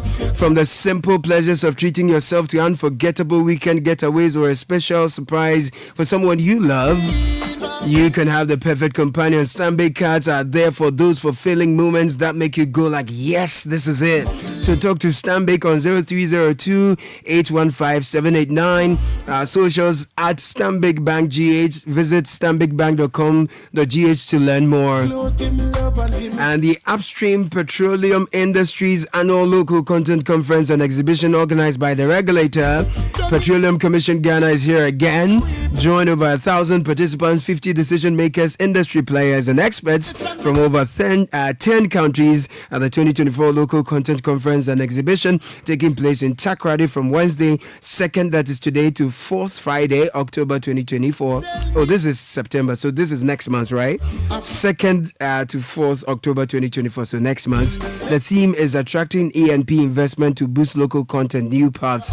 For details on participation and sponsorship packages, call Judith Blay via 0246 470 974. Email her judith.blay@petrolcom.gov.gh. You can also visit our website www.ghanalcce.com. Follow their social media handles, Petroleum Commission Ghana, for more information. Now, I know you're thinking of a British degree at a fraction of the cost, and you want to have that training right here in Ghana in a very vibrant student community with faculty members who are trained to UK standard, where you can enjoy up to 50 plus scholarship. That happens at Lancaster University, Ghana. It is the only British university campus in West Africa. For more information, call them now on 0209607008. Visit www.lancaster.edu.gh. Email admissions@lancaster.edu.gh for more. Now, if you are thinking of speccing your old car, undertaking a home makeover, or getting a relaxing beach getaway, then you need to use your APSA card 10 times or more in a month, and you could be the lucky winner in the APSA Change Your Story promo. From now to the end of October, 5 lucky winners will walk away with 40,000 CDs each every month to change their stories. Your story matters. APSA T's and C's apply. Ash Foam is giving you a wide range of sofas, couches, tables, and all the things that you can put into your space, i.e. your living room and other rooms in your house. Get in touch with them on 0243 200 729, or visit their showrooms across the country and delight yourself with a wide range of furniture and all the other amazing things they have. Be an Ash Foamer now. Ash Foam, feel it, know it. And if you are dissatisfied with public service delivery and you want to report any wrongdoing that's in the public space, the Auditor General and the Ghana Audit Service is inviting you to engage and report through the Citizens Eye mobile app. You can download it from the Play Store or the App Store. You can even access the app on your browser, audit.gov.gh, and report suspected cases of poor service delivery, mismanagement of public resources, and abuse of government property, fraud, wastage, and other things. Citizens Eye, speak up. Your silence may hurt us all. Okay.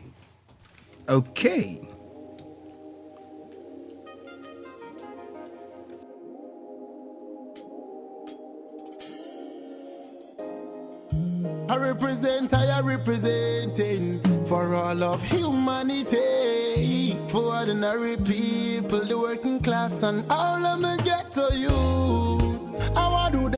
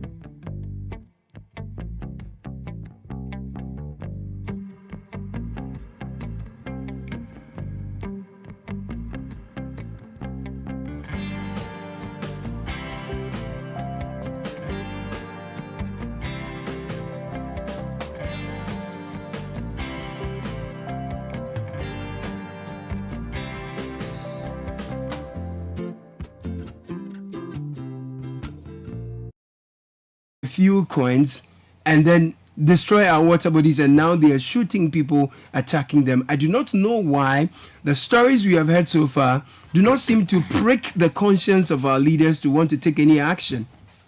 We're in an election year, yes, we know, but the sustainable mining of our environment is more important than someone's votes. We're in an election year, yes, we know. Someone wants to win an election, that is correct. But what is the value of winning an election when the people die of thirst? When the people die of poisoned water bodies? What do you gain when you win an election and your citizens are falling in pits and dying even before they realize their potentials? Young people are falling in pits and dying. So if you are promising them free SHS, free tertiary education, they are dying even before they get to that level. And here we are seeing, I'm going to take you through this story. Story is on citinewsroom.com, dated September 3, 2024 by Letitia Osei. I'm going to run through, I'm going to share this story with you. And there is a litany of other stories, right? That is telling you the impact of this menace we call illegal mining. And we have people in positions of authority, people whose words are power, and who can commandeer the security forces to get into this situation and sanitize the situation. But our water bodies, the water we consume, it's all polluted. Everything is poisonous. And it's not even like we are in a crisis or war. We're just sitting down for a few hundreds of people to destroy our water bodies. Now listen to this. The management of Northern Ashanti Mines Company Limited has expressed deep concern over the incessant attacks by armed illegal miners on its concessions. The company, a duly registered and licensed mining entity located at Konongo Odumasi in the Ashanti Achim Central Municipality of the Ashanti region, alleged that armed illegal miners invaded its concession on Monday, September 2, 2024 for the umpteenth time. The attackers allegedly wielded stones, machetes, clubs, firearms, bows and arrows, among other offensive weapons or objects. In a statement, the mining company revealed that the horrific raid, which occurred amidst the firing of live ammunition, resulted in 2 staff members sustaining life-threatening gunshot wounds. The attack also led to the destruction of 3 vehicles, damage to buildings and key installations, and looting of ore worth several millions of dollars. The mines management stated that they have held several meetings with the Municipal Security Council, chaired by the MCE for Asante Achim Central, regarding the attacks. The latest meeting concerned another attack that occurred less than 3 months ago. So this is... Consequently, the mining company has called on the Traditional Authority, the Ministry of Lands and Natural Resources, the Interior Ministry, the Ministry of Defense, the Ashanti Regional Minister to provide adequate security. This is one case. There are several of these. Yesterday, we read to you Ghana Water Company Limited's statement where they are telling us that, look, they are unable to treat water now. They've had to shut down some of their plants because the water is so heavily polluted thanks to the activities of illegal miners. And so people in Cape Coast, Winneba, and surrounding communities are going to be bearing the brunt. Here in Accra, the national capital, we have not had water flow in through many taps in many communities, and this activity of illegal miners is part of this.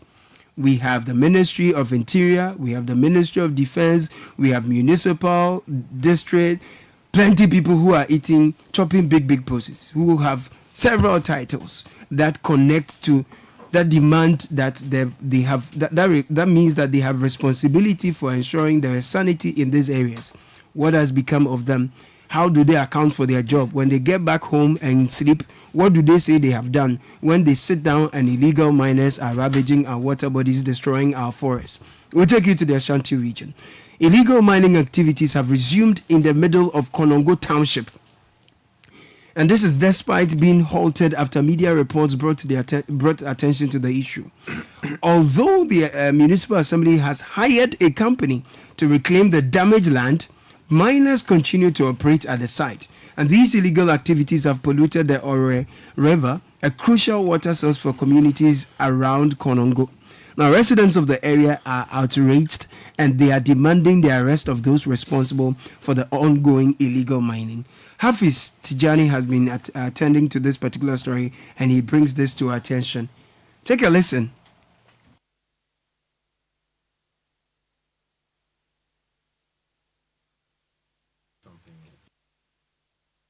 We'll get you that voice shortly. It's ready and we're going to get that for you. But the situation is so dire.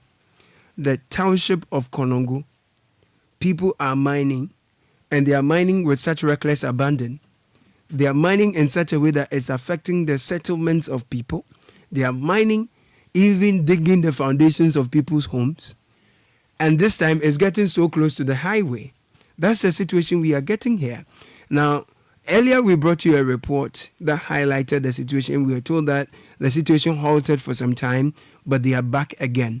And what I am struggling to understand is how a sovereign country, an independent people, a country that has a strong standing military and very correct police force that we often send some of our officers for peacekeeping.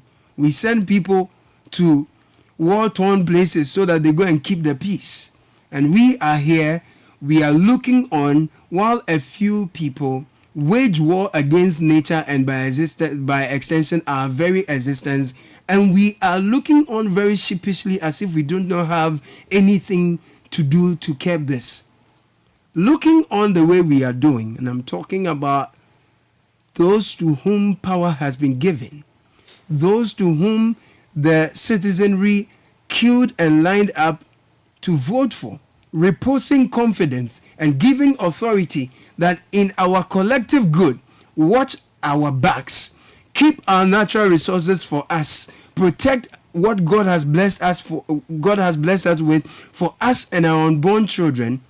We are all looking on. All of you.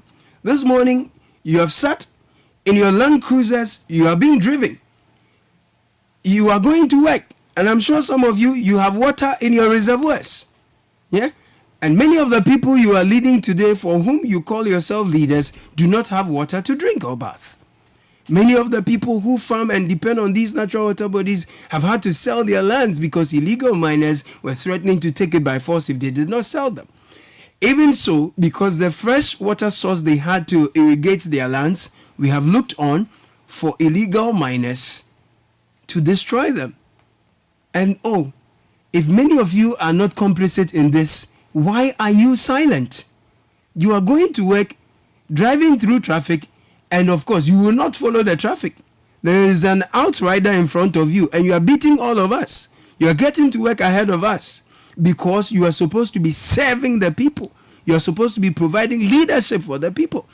How do you account for all the privileges we have given you when our water bodies are being devastated and we are watching for a few illegal miners, a few thousands of them, perhaps with your acquiescence, to destroy our collective livelihoods? Let's take you to Konongo.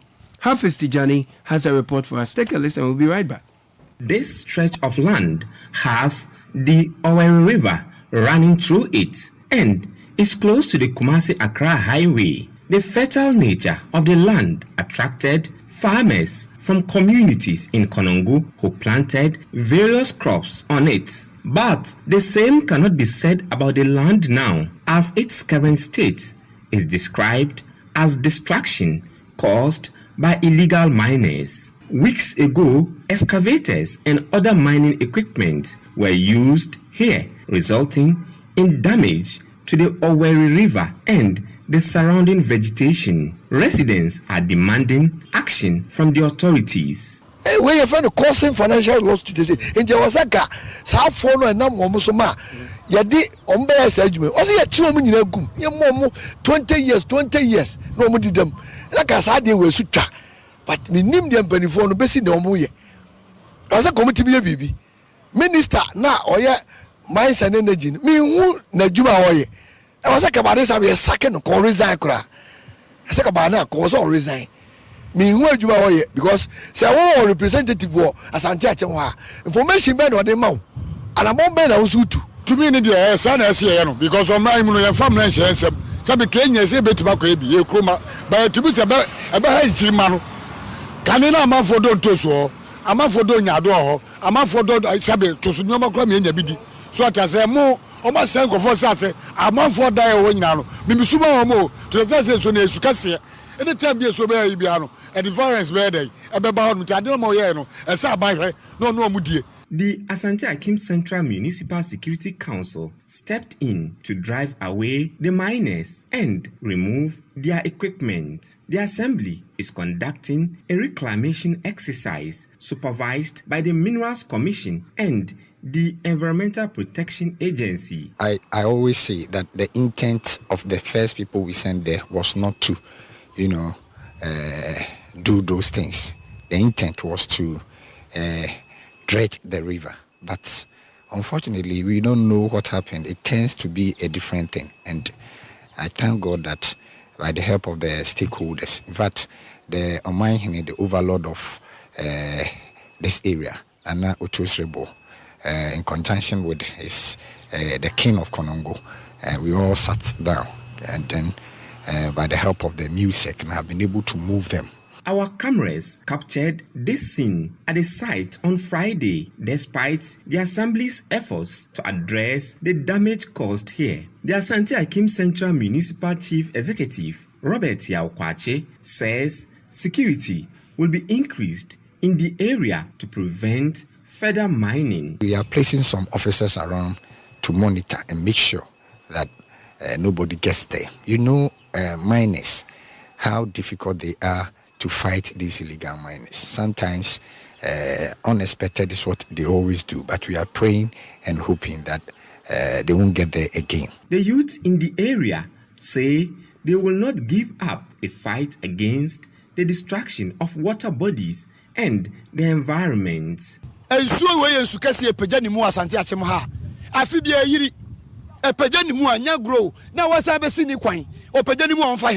Enya wudie na bedi engrofo dan ya wa hwe dan a camera yi be fa wa dan ya gu ase onyina ebetu o makum nipa eti de ye pe ne se wo mo manipa enyina ye nti ya ho task force anopa yi minu ya kwa himfie ahimfie fo nso sori ami akoman se one ho so bi koso ami akopam mo nyina yi o mo machines ebi nso so e wa ha ahimfo no kura san ba ha o ma te se chamfan bi papa ahimpanifo sei e sa nante anopa ifiti anopa sa enenam.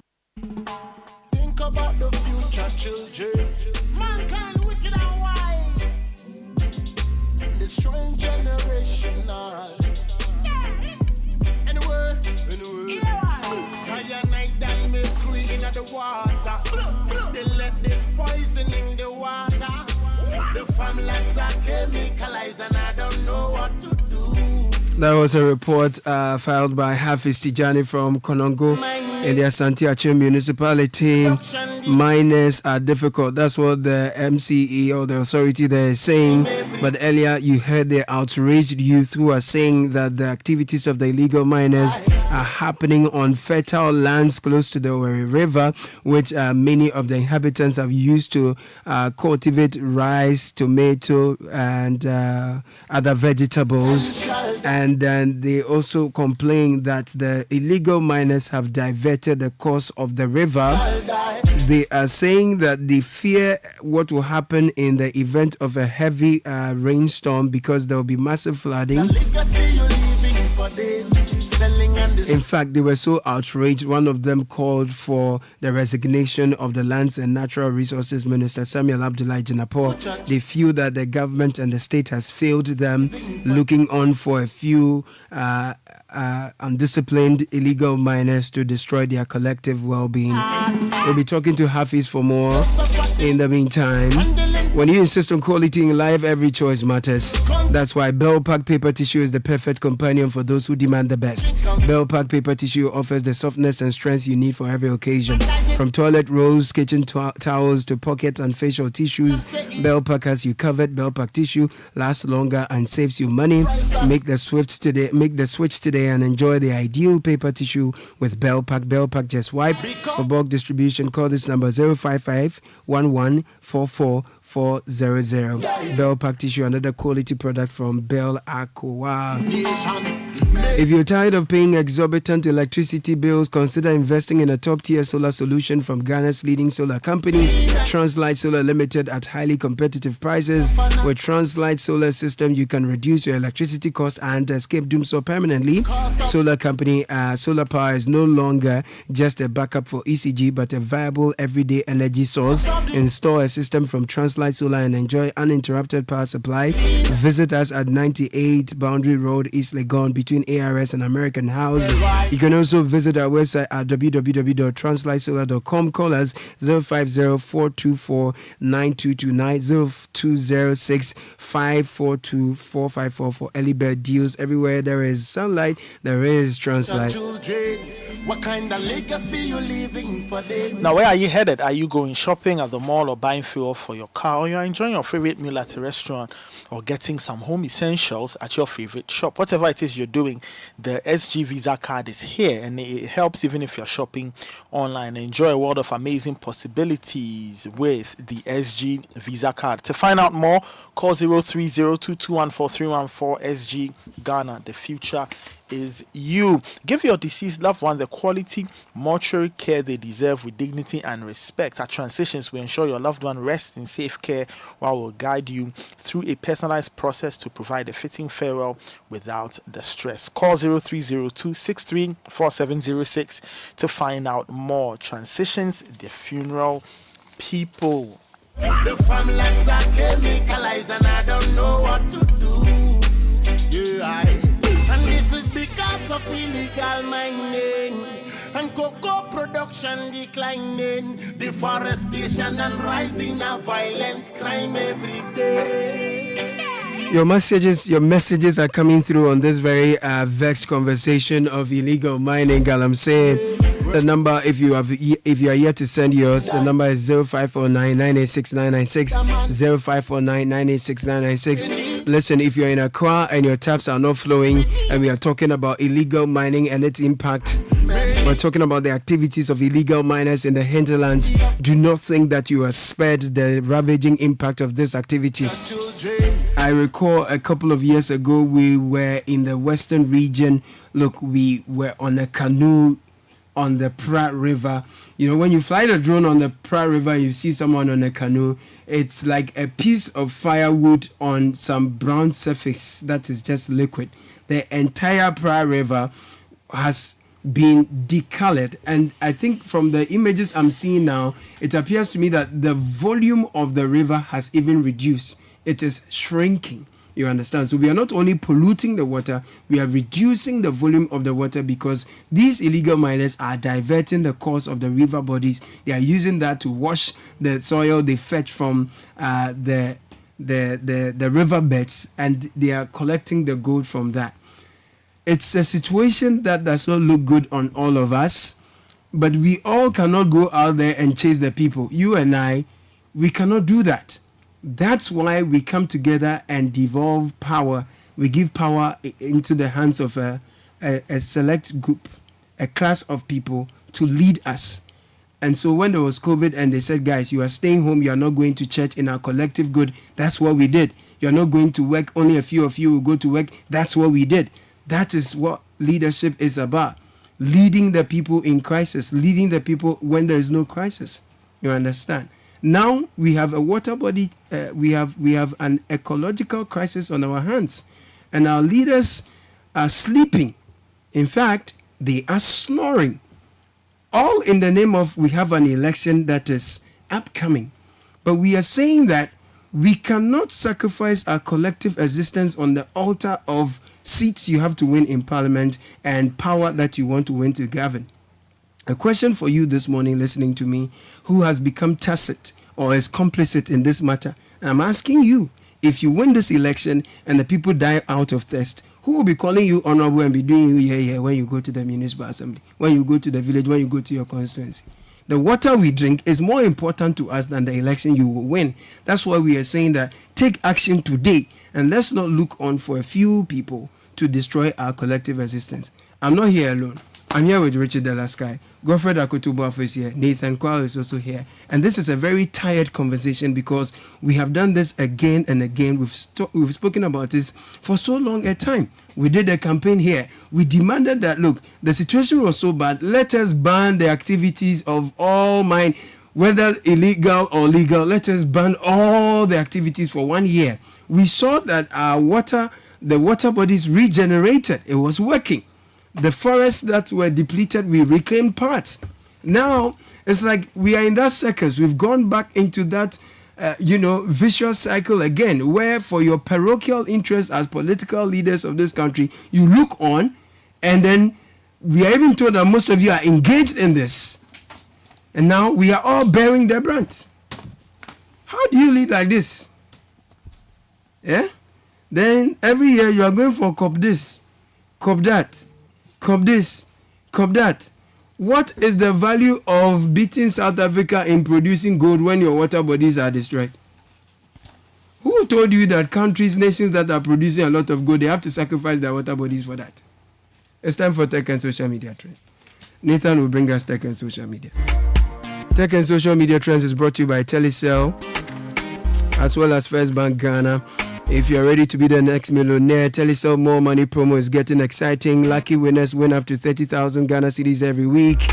1 million Ghana cedis is the grand prize is up for grabs, and it could be you. This is what you do. You simply reload your mobile wallet using the Telecel Cash Wallet, and you are ready to be a part of the daily and weekly draw. You could win up to 30,000 Ghana cedis. When you purchase data or airtime using your Telecel Cash Wallet, you double your chances.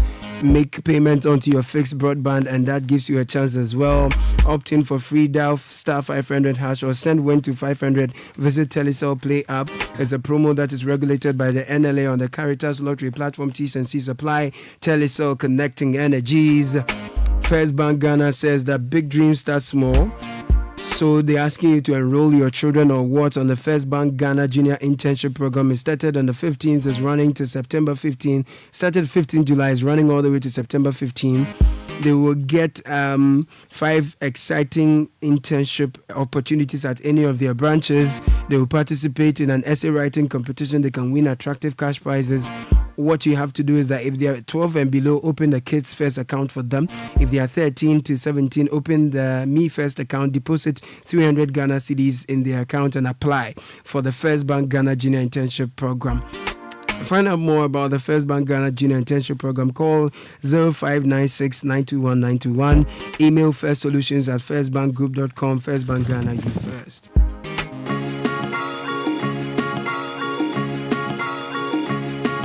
And Nathan Obuda Kwao is in with what's trending online. Good morning, Nathan. Hi, good morning. Number one on the trends, hashtag Stop Galamsey Now. Very important. Hashtag Stop Galamsey Now. Several people are tweeting using that hashtag, sharing pictures, videos, sharing their thoughts and opinions on illegal mining and the damage it's causing to all of us. I mean, if you think that it's far away from you, think about the fact that Ghana Water says trying to clean up water, processed water for you to drink is now a major headache. So that's why people are talking a lot about Stop Galamsey Now. Away from that, there are some other political themed elements in the trend. Nana Kwame Bediako is in the trends, MPP NDC in the trends as well. People talking about that. It's election season really, so expect a lot of these things to be in the trends. Moving on to some sport related trends, and Godfred, I think Godfred gave us a teaser last week of what I'm about to say. Last week, Friday, on deadline day, you said that it was going to be a big Ghanaian transfer. Promotion. Yeah. He had inside filler. Well, Dreams FC's Abdul Aziz Issa. He's joined FC Barcelona. I think he's going to play for their B team. Godfred maybe can help me on that. He's joining their B team, but he's gone to Barcelona. So because of that, Abdul Aziz Issa has done really well. This is Right to Dream. No. Dreams FC. Dreams FC. Okay. From the Ghana Premier League. So Abdul Aziz Issa is trending, and then Dreams FC also trending because of that particular move. We wish him the very, very best. Not a lot of Ghanaian players get this opportunity. We hope he makes the best of that. And then Black Princesses also trending. They are Ghana's female under-20 team. They are playing yet another under-20 Women's World Cup. But last night they lost to Austria 2-1 in their first game of the competition. So we are hoping that it works well for them. They've been to the competition 7 straight times, but they have a poor record of not making it out of the group. Oh, why is that? These debutants from Austria finished out yesterday for Bogota. When the men are failing, the women should lead us to victory. So please, what men can do, women can do better. So I see. My support is with the princesses. Let them step out there and see what they can do. Well, we'll see. They take on. They play. They are the same group with Japan. And New Zealand and Japan are very experienced at this level. So we need to win our remaining 2 They will games. have to win. They if they want to make it out of the group, they need to get something on the board. Anyway, to some tech news. Now, in South Korea, there is a massive issue that is brewing. Now, there's a scandal in some Korean schools involving deep fake pornographic videos. Now, people's images have been modified. They've slapped people's heads on other people's bodies, and those images and videos are spreading like wildfire in Telegram groups on university campuses and all of that. Now, it's getting really serious in the country. Several news outlets have gone deep to do reports and all of that.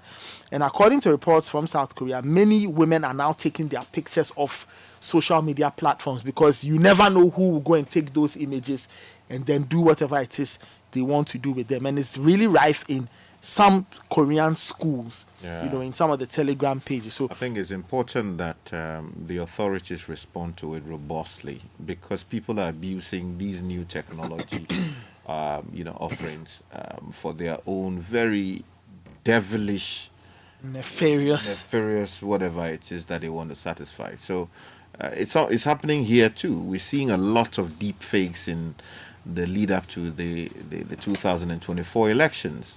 All kinds of things are springing up. I think there has got to be robust response from the authorities to stem the tide. There are people who sit in their homes and do it. We have to find them. There's always an electronic trail left somewhere. So let's get our experts to get involved, break down the codes and find them. It's possible to trace them. All right, so that's the segment. That's the segment for the morning. Thanks for tech and social media trends, Nathan.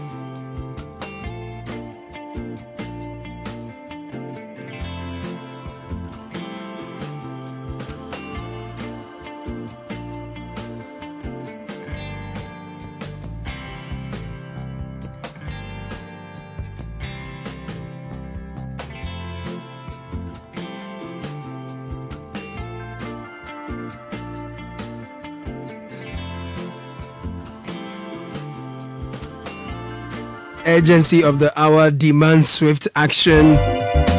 Between 2007 and 2017, we've lost 47,000 hectares of vegetation. And it's getting worse by the time. It's having its own impact on soils, water bodies, our cocoa production, and even humans. Our very lives, our very existence is under threat. So it's an urgent matter.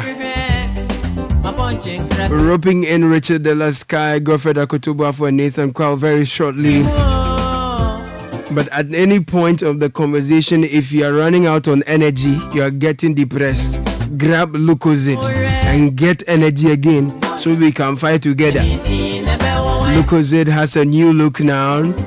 It's slimmer, it's tastier, same energy. It's now sleeker, slimmer. Grab that Lucozid original 330 ml can with the same energy that you've known for years. Go ahead and grab Lucozid Sleek can and discover the same unbeatable energy with every sip. Lucozid, restore your energy. There's a new order of retirement here. Now you can retire on your own terms with a guaranteed monthly income for the rest of your life. Simply invest a lump sum into the Old Mutual Retirement Salary Plan today and start receiving monthly income to enjoy the perfect retirement. It's that easy. The best part is you get to enjoy salary increase by 16% for the 2023-2024 year. Call Old Mutual now 050-453-4333. Visit www.oldmutual.com.gh or simply dial *789*01# to request a call or Brapa Ahuntonkwa. Old Mutual do great things every day. Ghana, are you ready for up to 30% discount from the 26th of August to the 21st of September?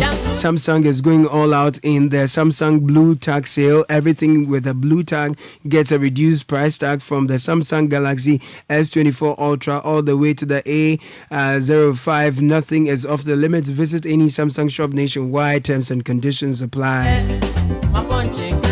Now, are you ready to make every moment count? From the simple pleasures of treating yourself to unforgettable weekend getaways or a special surprise for someone you love, you can have the perfect companion. Stanbic cards are there for those fulfilling moments that make you go like, yes, this is it. Talk to Stanbic on 0302-815-789 or get them on social, Stanbic Bank GH, or visit their website, stanbicbank.com.gh for more. As the city of Accra gets filled with many property developments, where you live matters, especially where to live your best life. Lakeside Estate Exclusive Retirement Home is tailored to help you find the perfect sanctuary to enjoy your golden years to the fullest. Call 050-141-8622 to find out more or visit our website, lakesideestate.com. Lakeside, quality homes for all. Lakeside Hills, live your best life.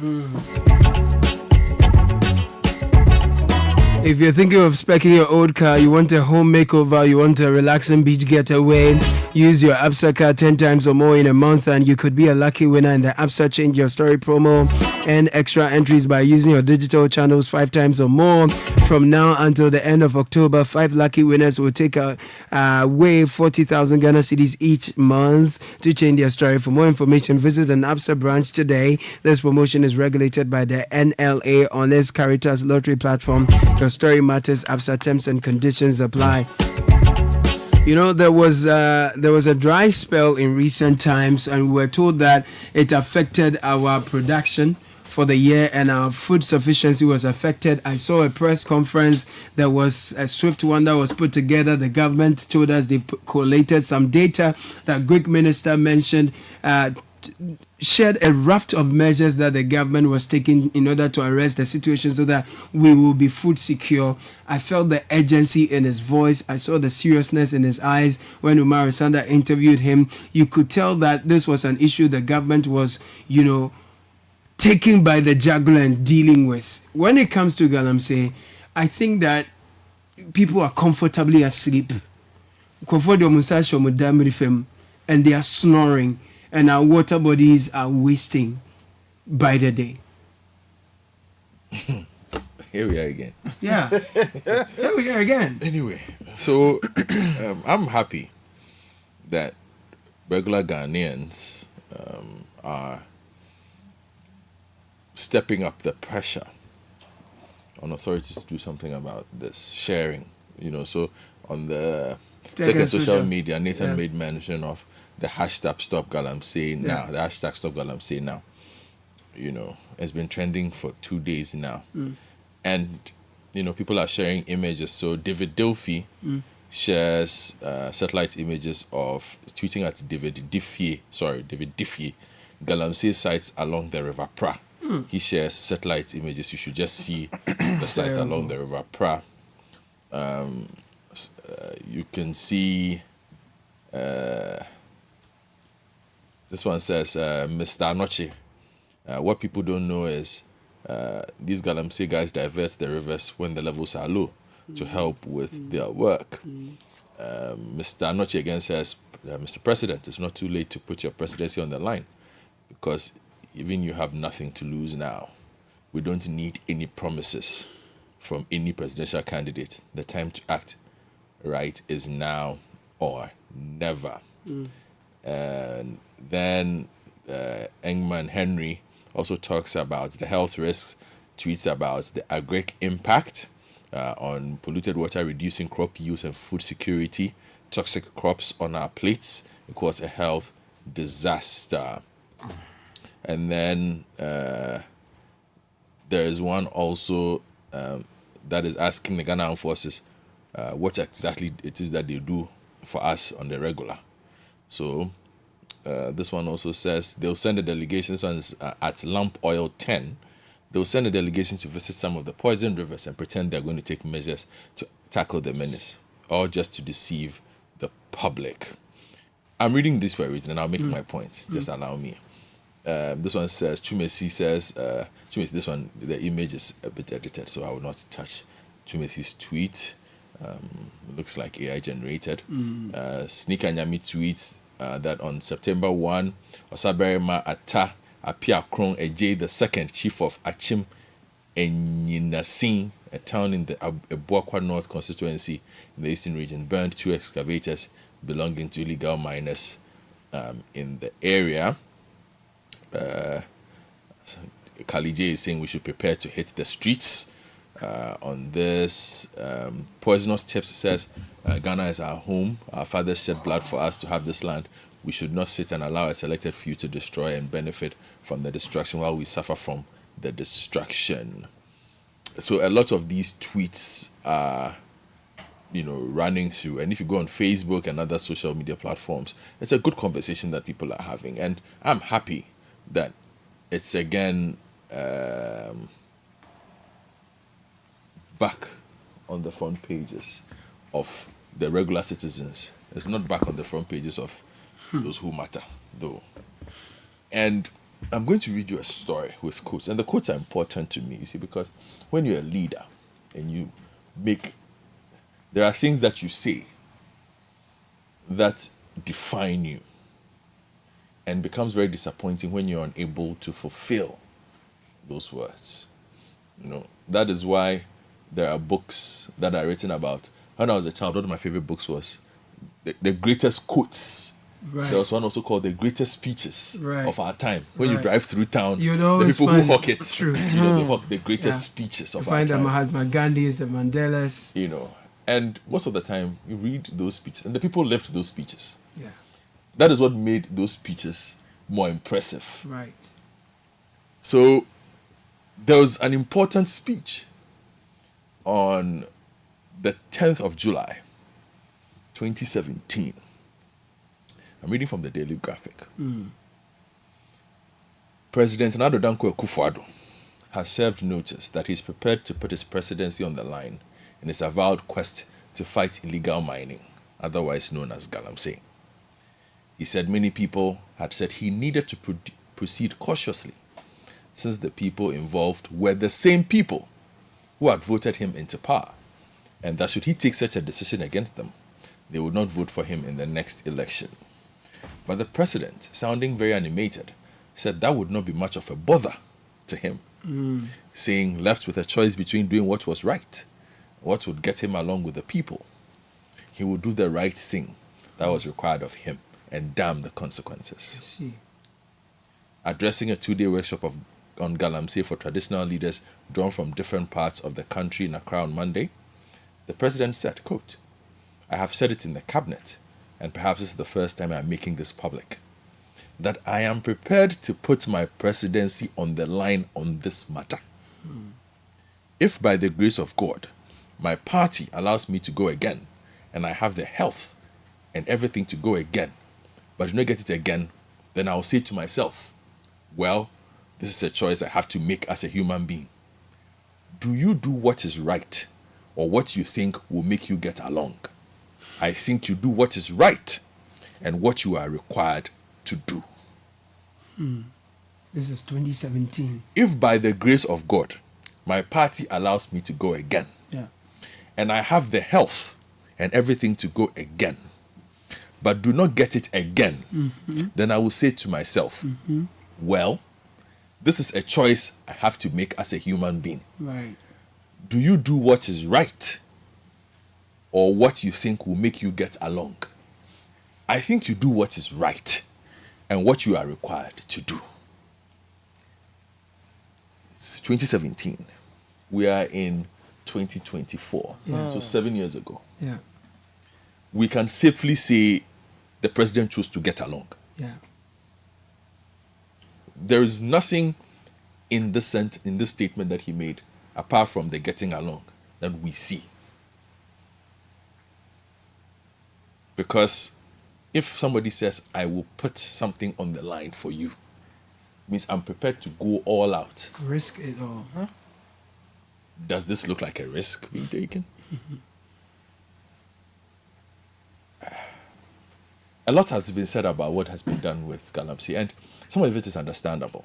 You know, the different approaches that have not worked, the Galam stops, the whatever, all the operations, the money that has been thrown at it. And we ask ourselves why. And it's a question I think we must also ask the people in charge. And it's a question that we've asked and they've never really answered. You know, from Professor Frimpong Boateng through to Mr. Jinapo, through to the previous water resources minister to the current water resources minister. Why did it not work?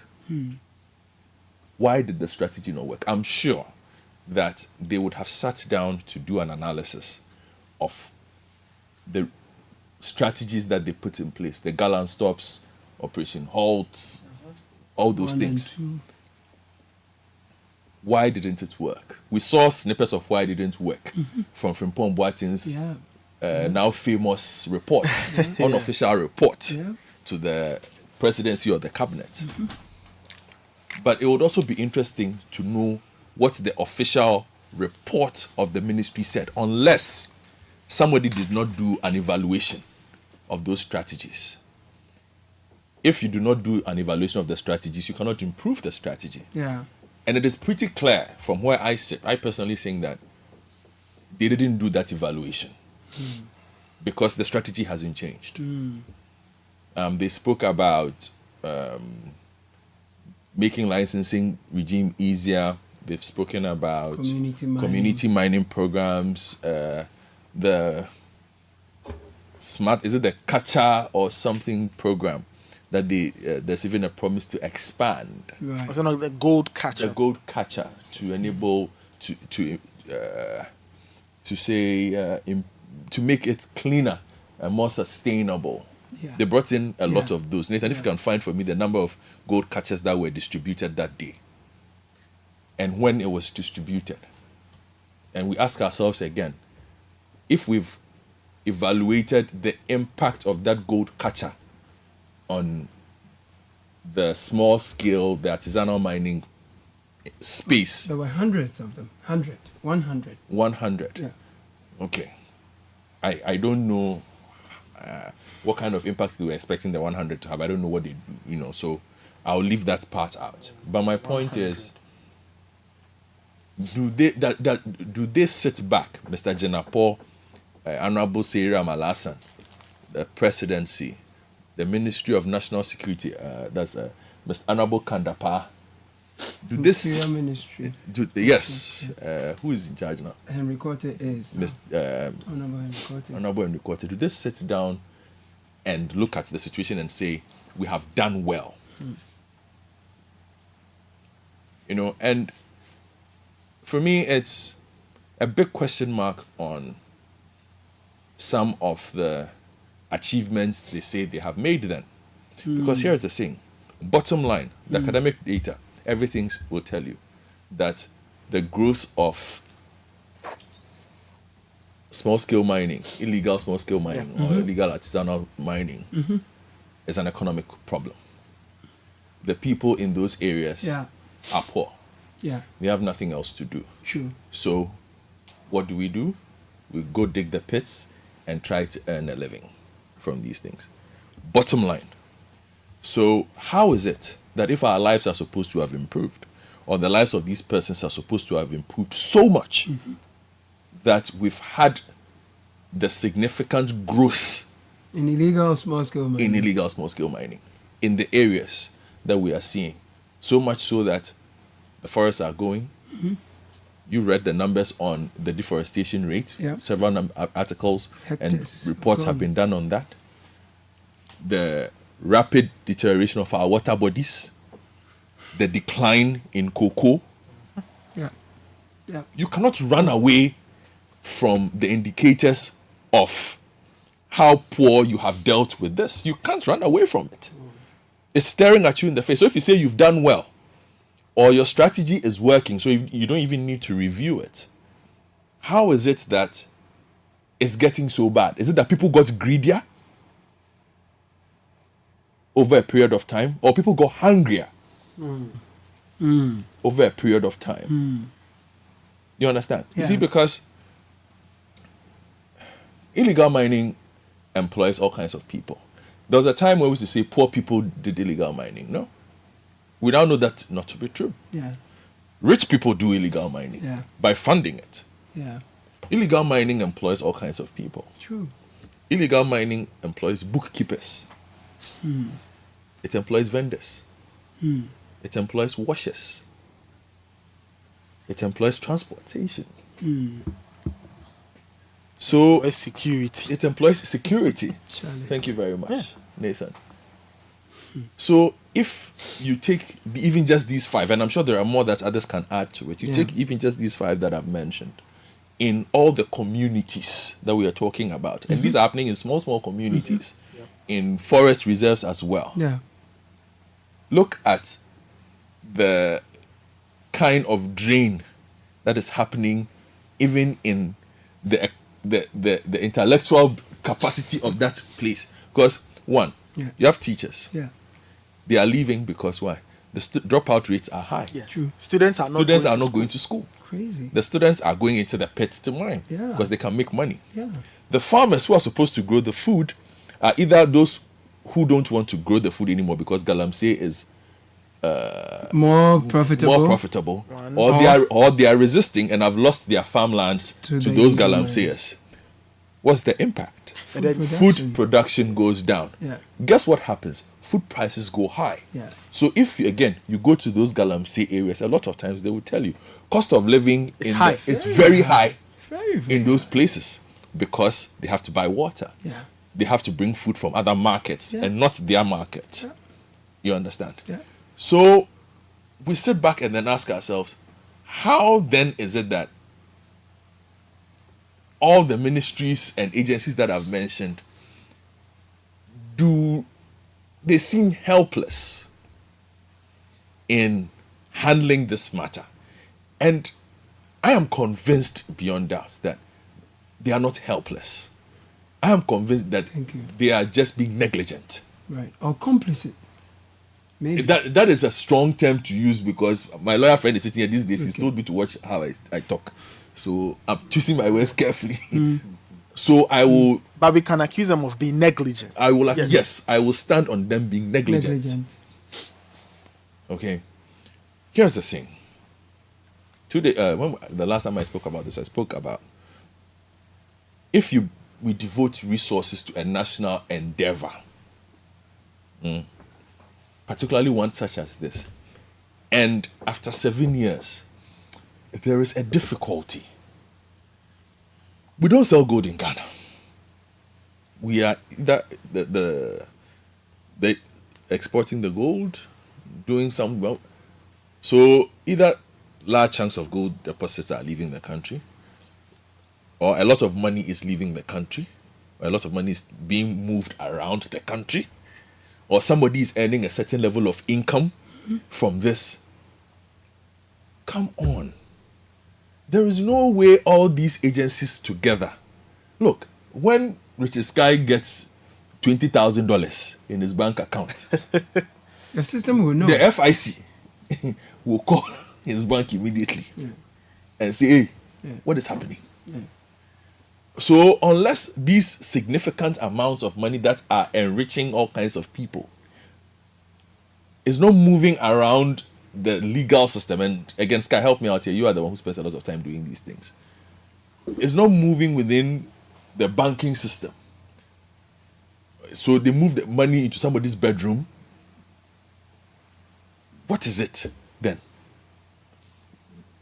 The police, the NIB, the FIC, IOCO want to tell us that for 7 years, they have not noticed a pattern, a trend in certain people's lives, that the arrest of these persons, every time it is Kojo Juan who has done something. Meanwhile, if you go to the communities, the local communities is the same way, the police Ghana Police Service have an interesting policing method, which is really brilliant. They are community police where, like, I know who my crime officer is in Dansoma, my station. He's a very popular guy. He's he lives within the community. Look, nothing illegal happens that he doesn't know of. Right. If they are looking for somebody, and they want to find him, they just need to call him. Yeah. And it's something that they do around. It looks very informal, but they know their people. Right. Everybody knows who does Galamsey. Let's not lie about it. Everybody in the affected communities knows who does Galamsey. Nobody is snitching. No problem. But these security agencies are supposed to be skilled enough to understand that who is this person? What does he do? Where are the resources coming from? It can't be that every single time they are chasing the schoolboys in the pit. They are chasing the farmers in the pit. And they don't ask themselves, okay, for 7 years, we haven't been able to establish that, okay, so and so company or so and so company is responsible for this. That for me is the difficulty. That is where I refuse to buy that they are helpless. Because we have seen evidence of work being done when they actually want to do the work and they actually want to catch somebody in this country. They do all kinds of things. Look at the work that was done by the Bank of Ghana in the build-up to the financial sector cleanup. Some of the cases that are in court,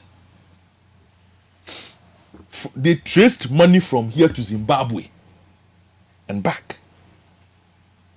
Whichever beneficial owner link that there was, they found that. They found it in a period of what, a year or two. That was the Bank of Ghana just chasing money. But we can't chase Galamsey money in Ghana. Some way, somehow, it moves around. And one thing we are all comfortable knowing is this. And as a people, sometimes our moral fiber, I think, has been eroded a bit. It's okay. We are humans. To the point where we know the people benefit from it. But I also say, when it comes a matter of survival, that person is not your friend. Yeah. That person will leave you behind. Yeah. We know that Galamsey finances politics in this country. The CCDD has said so in several reports.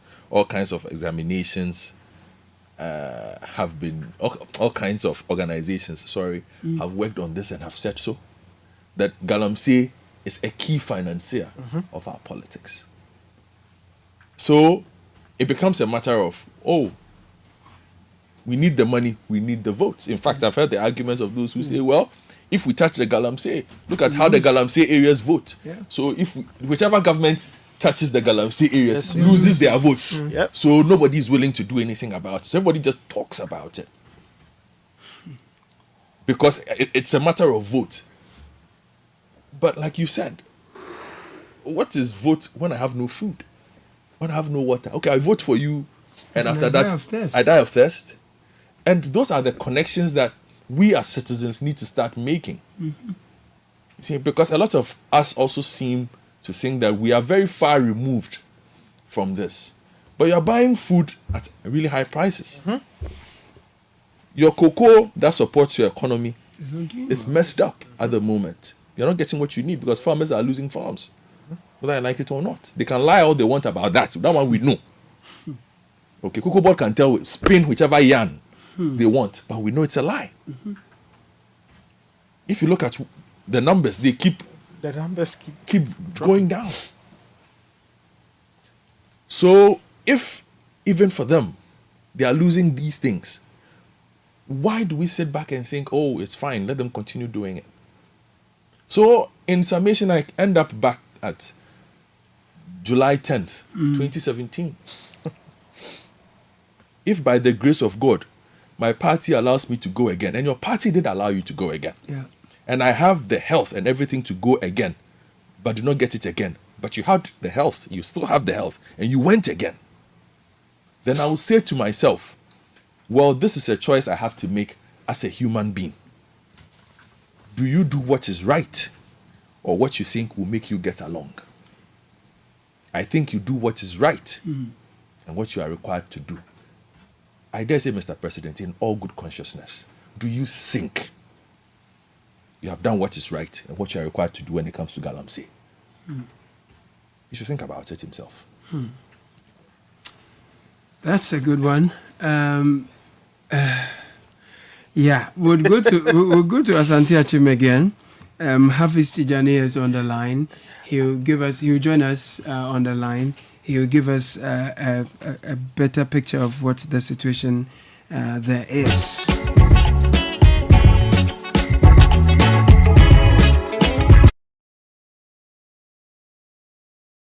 In the meantime, there is something in front of Sky that we all need to hear about. Yeah, so I just want to read a story curled from Joy FM, published by the Daily Post newspaper on page 4 of today's edition. It says, Galamsey has moved beyond citizens, is now a transnational organized crime. Now, when the term organized crime is used in the same context as transnational, then you know that it is truly a big matter. It is a full chain with key institutions of state compromised along the way, allowing for certain things to happen, with complicit locals and big criminals from other jurisdictions playing a huge part.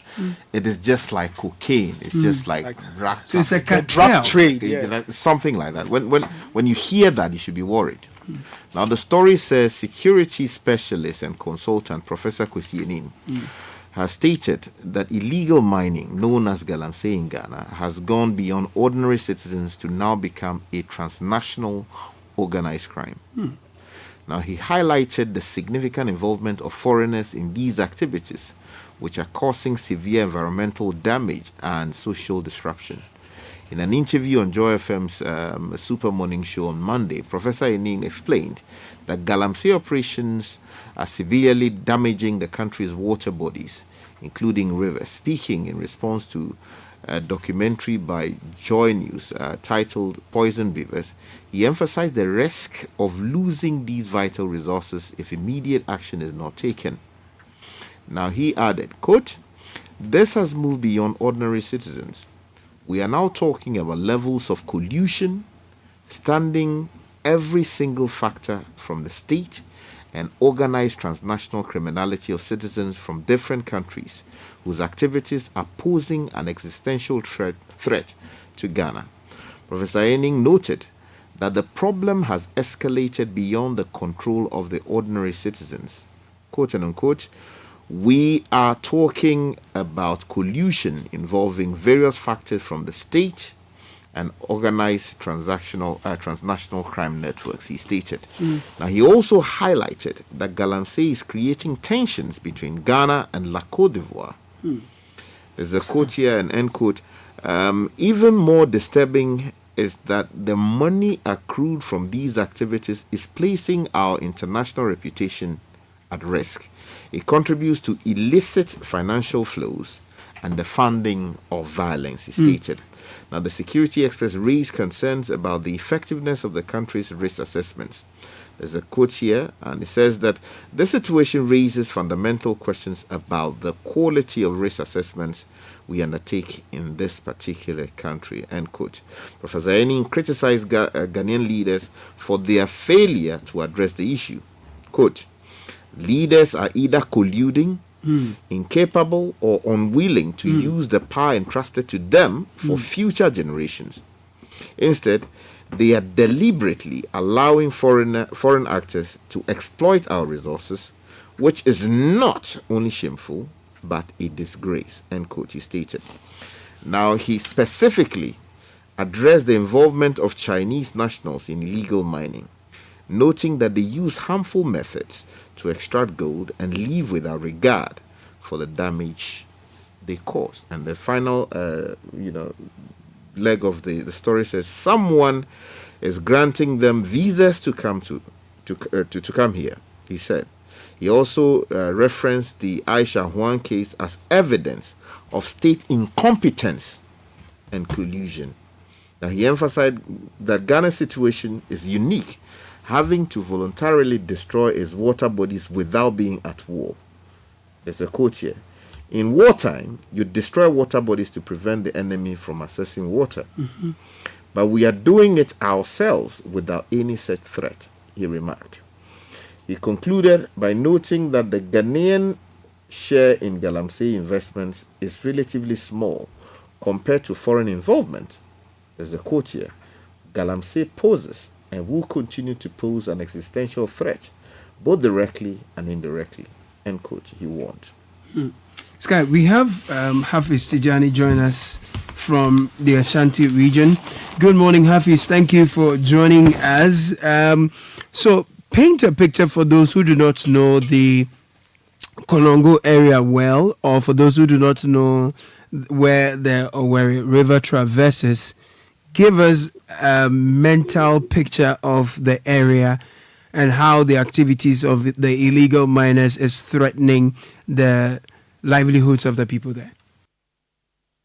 So, Caleb, before I do that, let's do a simple exercise by putting Kumasi in between so that we can give listeners a very vivid picture of Galamsey endemic areas in the Ashanti region. So, Kumasi is located in the middle in this situation, and you are traveling from Kumasi to Accra.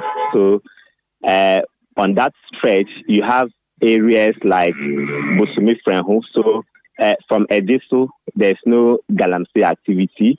And when you go to areas like the Joabin areas, you don't have Galamsey activities going on there. But on the stretch of the Kumasi-Accra highway, you are having Konongo. And at the Bonfa junction, when you enter into the Bosumi Frenho area, and you have Galamsey there too. And back to the Bonfa Junction, when you are continuing your journey on the Kumasi-Accra highway, you are indicating Konongo Dumase in the Asante Achim Central District or Municipality, where you have Galamsey activities. Then you branch from Konongo into the Asante Achim North areas. That is part of the Asante Achim North. You have Galamsey activities also going on there. Then you move to the Asante Achim South, that is capital, Dwaso, part of those areas too, you have Galamsey activities going there. So that is from Kumasi to Accra. These are the areas you realize that Galamsey activities are endemic. So you come back to Kumasi, then you are using the Kumasi to Takoradi or Cape Coast Road. So from Anyuan Kwanta, you are having Galamsey activities there, and through to Obuasi.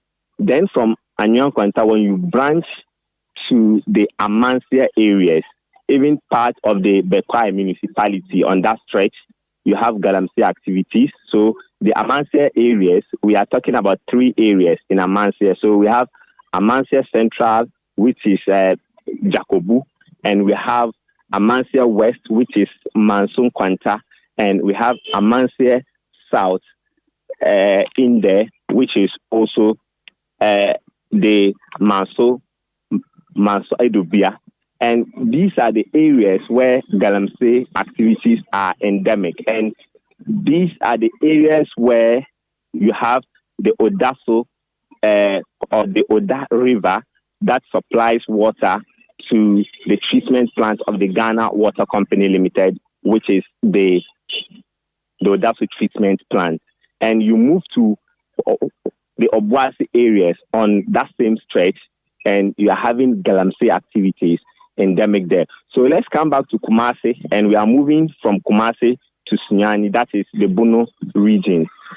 So you get to Mankranso, that is the Ahafo-Ano Southwest District. You go to areas like Kunsu, you go to areas like Mankranso, where you have the Mankran River. We have Galamsey activities there. Then you are heading to Brekum, and you have areas like the Ahafo-Ano Southeast, that is Edujama.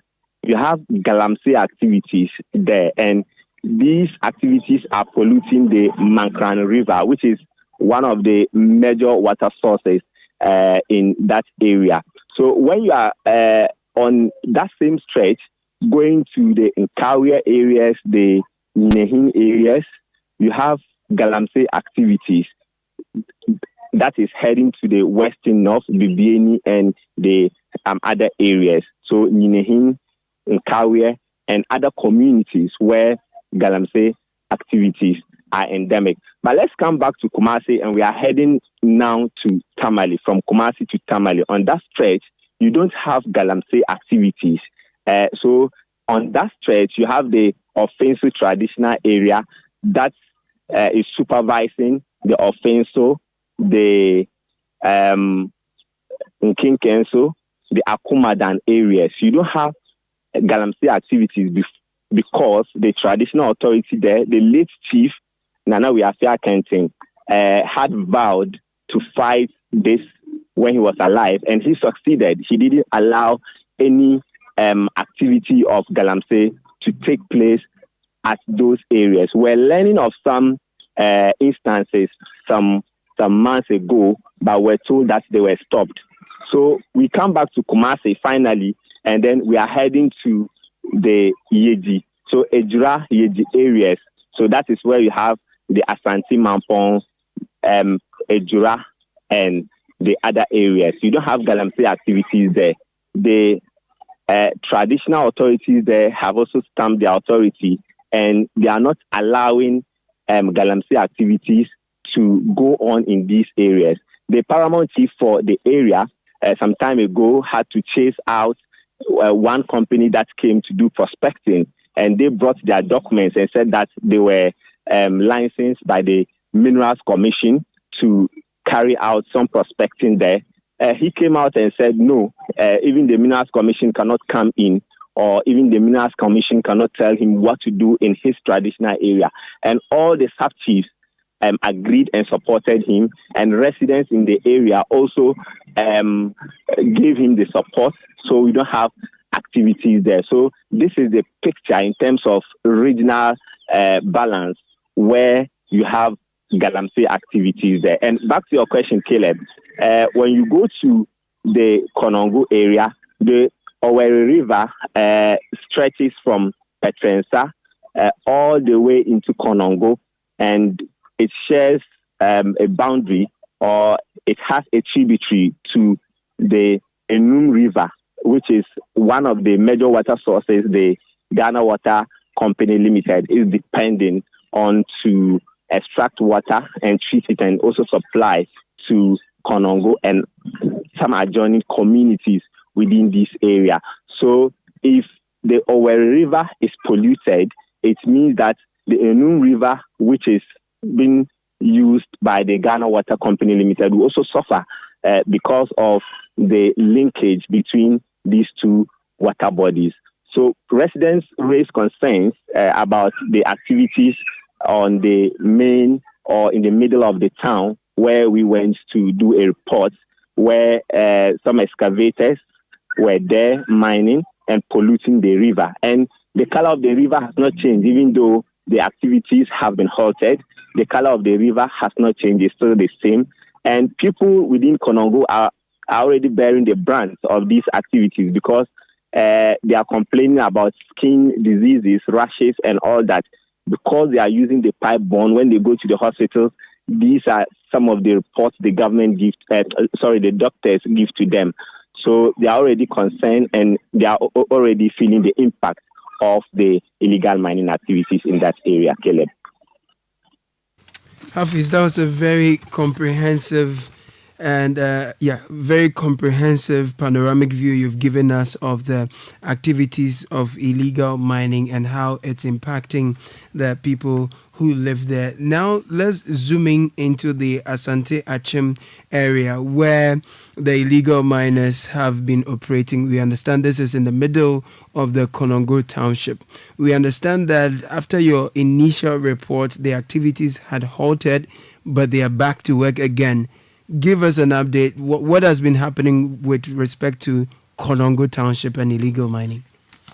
Well, so after the report was done, we were told that the municipal, we went to seek answers from the municipal chief executive, who is the chairman of the Municipal Security Council, and they deployed some security officials. They went there to clear them off, and also had them to take off all their equipment from the site. So when you go to the site, there's nothing of such an activity. But on Friday, when we went there, there's currently a reclamation exercise on that stretch or on that piece of land where which has been degraded. But we saw some miners also who were still mining. So we had to alert the MC, who had organized some police officers to remove them from the place. So actually on Friday, they were removed from the place, and he said they were going to station some police officers there so that they don't have the miners coming back to do further mining. But currently, a reclamation exercise is ongoing. They want to reclaim the degraded land, but residents are concerned. They are saying that even if they reclaim the degraded land, they can't reclaim the water, and that is their concern. Not only the destruction to the vegetation, but the water body, which is a major water source to most of the communities. And mind you, this area that has been degraded was used by some farmers in the area to plant or to cultivate rice and other crops. And most of the farmers have lost their farmlands to these activities, and most of them are out of job. Now, Hafiz, what is the difficulty of the authorities in stamping out the activities of illegal mining? From your earlier submission, you made us aware that for the places where illegal mining has not had any impact, the traditional authorities have stamped their feet and vowed not to allow that to happen. So what is the challenge of the other areas? And we are looking at those who have political authority to deal with this matter. What difficulty are they having? So when you look at these areas where the activities are rife, you realize that even at the peak of the fight against illegal mining, a lot of interventions, including sending military to these areas, and that did not yield the results or the expected results because these areas were the concentration where you have the Amansia areas, the military people were being sent in, and the police officers, the task force that have been formed by the government were being sent in to clamp down on these activities. But that has not yielded the expected results.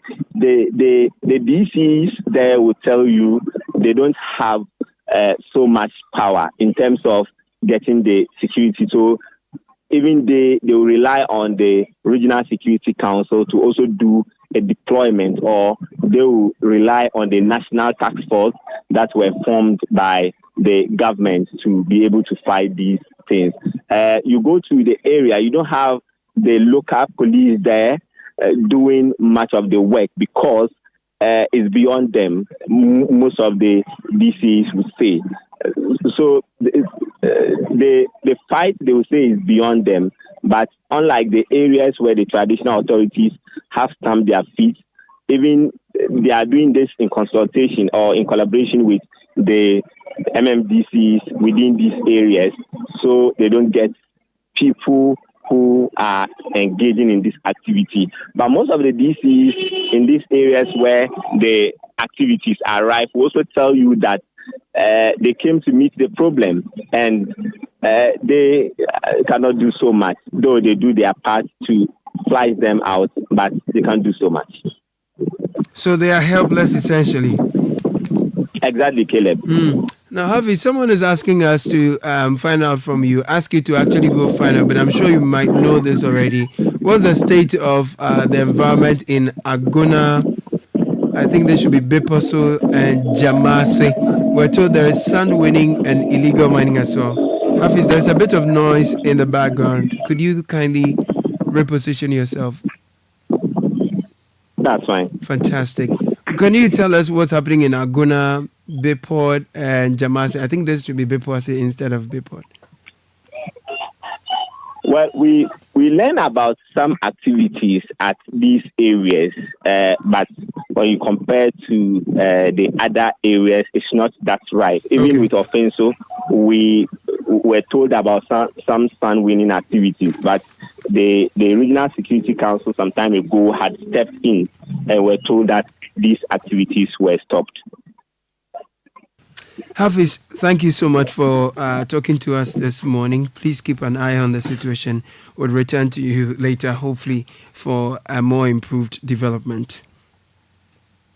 So Hafiz Tijani is Shanti Regional Correspondent. There are a lot of messages that have come through. We'll bring you some very shortly. But Godfred, and Nathan, that's a very disturbing report. Essentially, he gives us a 360 situation. If you are in Kumasi coming towards Accra, there is Galamsey from Bosome Freho, Adjisu Drabing. There is no Galamsey around Adjisu Drabing, but Bosome Freho, you get to Konogo, Bomfa Junction, Asante Achim North, you have Galamsey issues here. From Konogo towards Asante Achim North, Asante Achim South, there is essentially from Accra, Kumasi to Accra, there is Galamsey at some point. Kumasi to Takrady, there is Galamsey around Bekwai, Amansia, Central, West, South, Jacobo, Draso, Manso, Edubiam, Kwanta. From Kumasi to Sunyani, there is Galamsey happening. Kumasi to Brekum, there is Galamsey happening.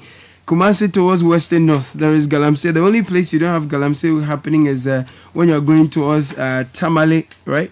Kumasi towards Tamale, Offenso traditional area. He tells us that their traditional leader, the late Chief Nana Riafia Kinting, stamped his feet and insisted that there's no way he was going to allow that to happen. And so we've not seen that there. Kumasi, Ejura, Yeji, Asante Mampong. That place too, there is no Galamsey. But if you take these two out, Kumasi towards Tamale and Kumasi towards Ejura, everywhere else, Kumasi to Accra, Galamsey, Kumasi Takrady, Galamsey, Kumasi Sunyani, Galamsey, Kumasi Brekum, Galamsey. Wow. What are we doing to ourselves? What are we doing to ourselves? We are killing ourselves. That's essentially that's what we are doing. We're on a suicide mission. Yes, that's what we are doing. That's really what we are doing. Messages are in. Powili in Ashalibotre says, wherever Galamsey is taking place, the chiefs are complicit. Arrest the chiefs and they will give us the actual big men behind the menace. I shudder to believe that anybody will get up one day, take excavators and mining equipment to mine in forests and water bodies without meeting and greasing the palms of the chiefs. We have massaged the egos of these chiefs in this Galamsey matter for far too long. They are as complicit as the politicians. I agree with that. Interesting. I want to know what the House of Chiefs says about it. In fact, the president is from the Western region. He's the paramount chief in the Western region. What's his name? Suffering with water problems there. Yes. I wonder what his thoughts are. Yeah, it's very important. It's very important to hear from the chiefs, especially as we've seen, I think, was it last year? There was a chief in the Western region who also stood up. Yes, the Secretary also, the paramount. Yes, and also. he was very vocal. Bumaga, yes, the second. He said he wasn't countenancing that. Last week we saw as we read that the Asante also distilled some chiefs for allowing illegal mining to happen. So collectively, Godfred, you are right. We would all love to hear what the National House of Chiefs would have to say about this, because it affects them far more up close and personally, right? It affects all of us, but they see the damage on a daily. So they will also have to lend their voices to this. This one says, can the government ban the use of chamfans in Ghana? Chamfan is not legal. They are producing it. It's sold by the streets in some of these crudely put illegal mining. You see, saw some photos. What you see, the thing that strikes me is that our authorities cannot say that some of the things are happening on their blind side. See, an excavator is not a toy car that you can put into your pocket and roll around with. This is very visible, heavy duty equipment, and they are being sent from one point to the other. So what? So aren't there police checkpoints? Aren't there people watching? This one says the idea of Galamsey happening as it is because of elections makes zero sense to me. Why is it happening because of elections? Two possible reasons. The politicians indulge in it to get money, or the politicians cannot stop those involved in it because they are scared they'll lose their votes. You are right on both counts, actually. They make money from it, and they are afraid that if they stop it, they will lose votes. In both cases, the offenders are in the minority. I thought elections were about those in the majority. So the problem is that the majority have become quiet, and the voice of the minority are scaring these politicians who do anything for votes. The solution: the majority must stand and shout. If Galamsey does not stop, they should forget our votes too. Let's see who wins the elections. Indeed, elections are about the majority, and Galamsey is about elections. Kwame Boabeng from Abokobi. This one says, 3 weeks ago, I traveled to Sunyai and I saw Galamsey going on a few meters from the road at Konongo. It was a Saturday. Surprisingly, when we returned on Monday, the sides of the road had been covered with roofing sheets to block pedestrians from seeing what was going on. We counted. You don't mean it. We counted more from Kumasi to Sunyai. We have lost it as a country, and the next generation will not forgive us. AJ Mampon Ekwapim. Don't we have commandos in Ghana? They have to be sent to the Galamsey areas to stop their activities. Anita, interesting. This one says, it says Konongo. Okay. Next one, yeah. Okay, let's move on to the next one. This one says Bibiani is a mining town. There are illegal miners there, but their river is clean because the community relies on it. Sure, I'm crying for the other communities and regions. Accra will feel it and beyond. The people in these communities are not angry enough. They should come together and attack the Galamsey, seize their equipment, use them for farming or something.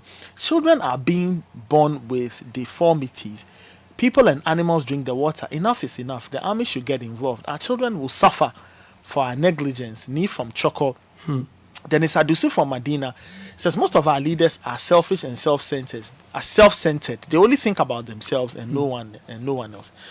Nene Greater Estate says tough times call for tough measures. Here's my proposal to counter Galamsey: put a 20,000 cedi bounty on illegal miners. let the manhunt begin. This is for chaos. This is chaos. This is chaos. That'll become another national security nightmare. This one says the big men who the big men know who the financiers are, but they will soon develop an app for citizens to report activities. Wait and see. How not be surprised? Can you imagine? Develop an app to for report potholes and things. Now we need an app for Galamsey. This one is from Regitego Milton Keynes in the UK. It says these issues about Galamsey are alarming. I can't get it.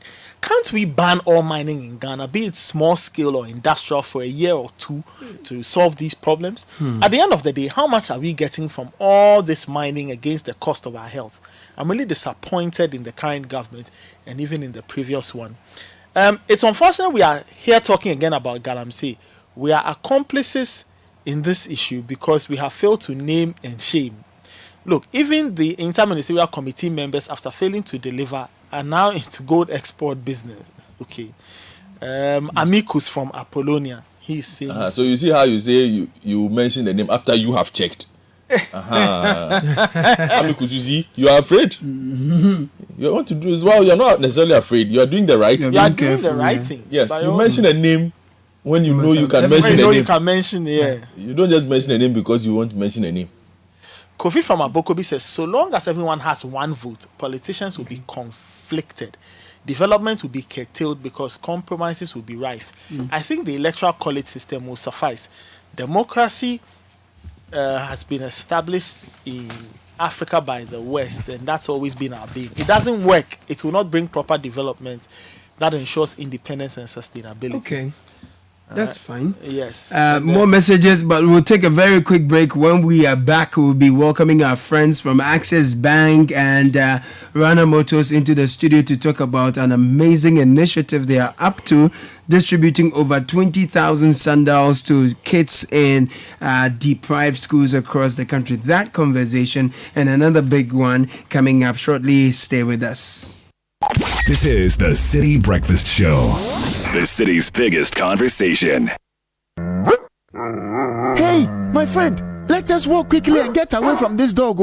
Indeed, we should. Amadu's dog can be wild sometimes. You know what? It is safer to walk away from it. Hey, this dog won't stop barking at us. It's even getting closer. Who knows if it has rabies or not? That dangerous disease. Wait, gentlemen. Our dog is in chains and would not come near you. My husband ensures Bingo, our dog, is vaccinated annually to prevent rabies.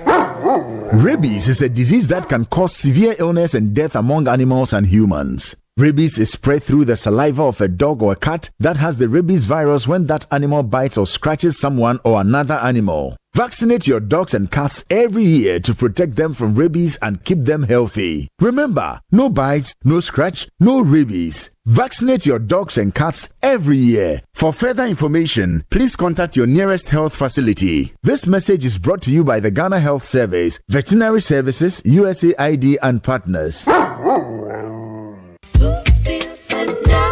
Hi, Mom, it's me, Kwame. Hey, Kwame. How are you? Mom, I'm fine, oh. Okay. You know something? No, tell me. I'm looking for a complete furniture set for my new place. Kwame, I've told you before, the only one place you should go, Yeah, Mom, but I need a mattress to fit my bed. Ash Foam. I need a bed to fit my room. Ash Foam. What about a sofa where go relax my body? Ash Foam. Wardrobes to fit all my clothes? Ash Foam. What about linens and pillows for sweet dreams? Kwame. Ash Foam. Mommy, I feel you. Ash Foam all the way. For mattresses to beds, sofas, wardrobes, linens, pillows, and more, don't waste time and visit any Ash Foam showroom across the country or call our hotline at 0243 200 729. Ash Foam. Feel it, know it. Since inception, almost 100% of Ashesi University students have found jobs, started businesses, or gone on to graduate school within 6 months of graduation. From Accra to Nairobi, London to New York, Ashesi graduates are noticed and are leading successful careers. If you dream of a rewarding life and career, an Ashesi education prepares you just for that. Learn more about applying to Ashesi at ashesi.edu.gh. Remember, admission is ongoing. The luckiest. Star 712 #. Luck is everywhere for everyone.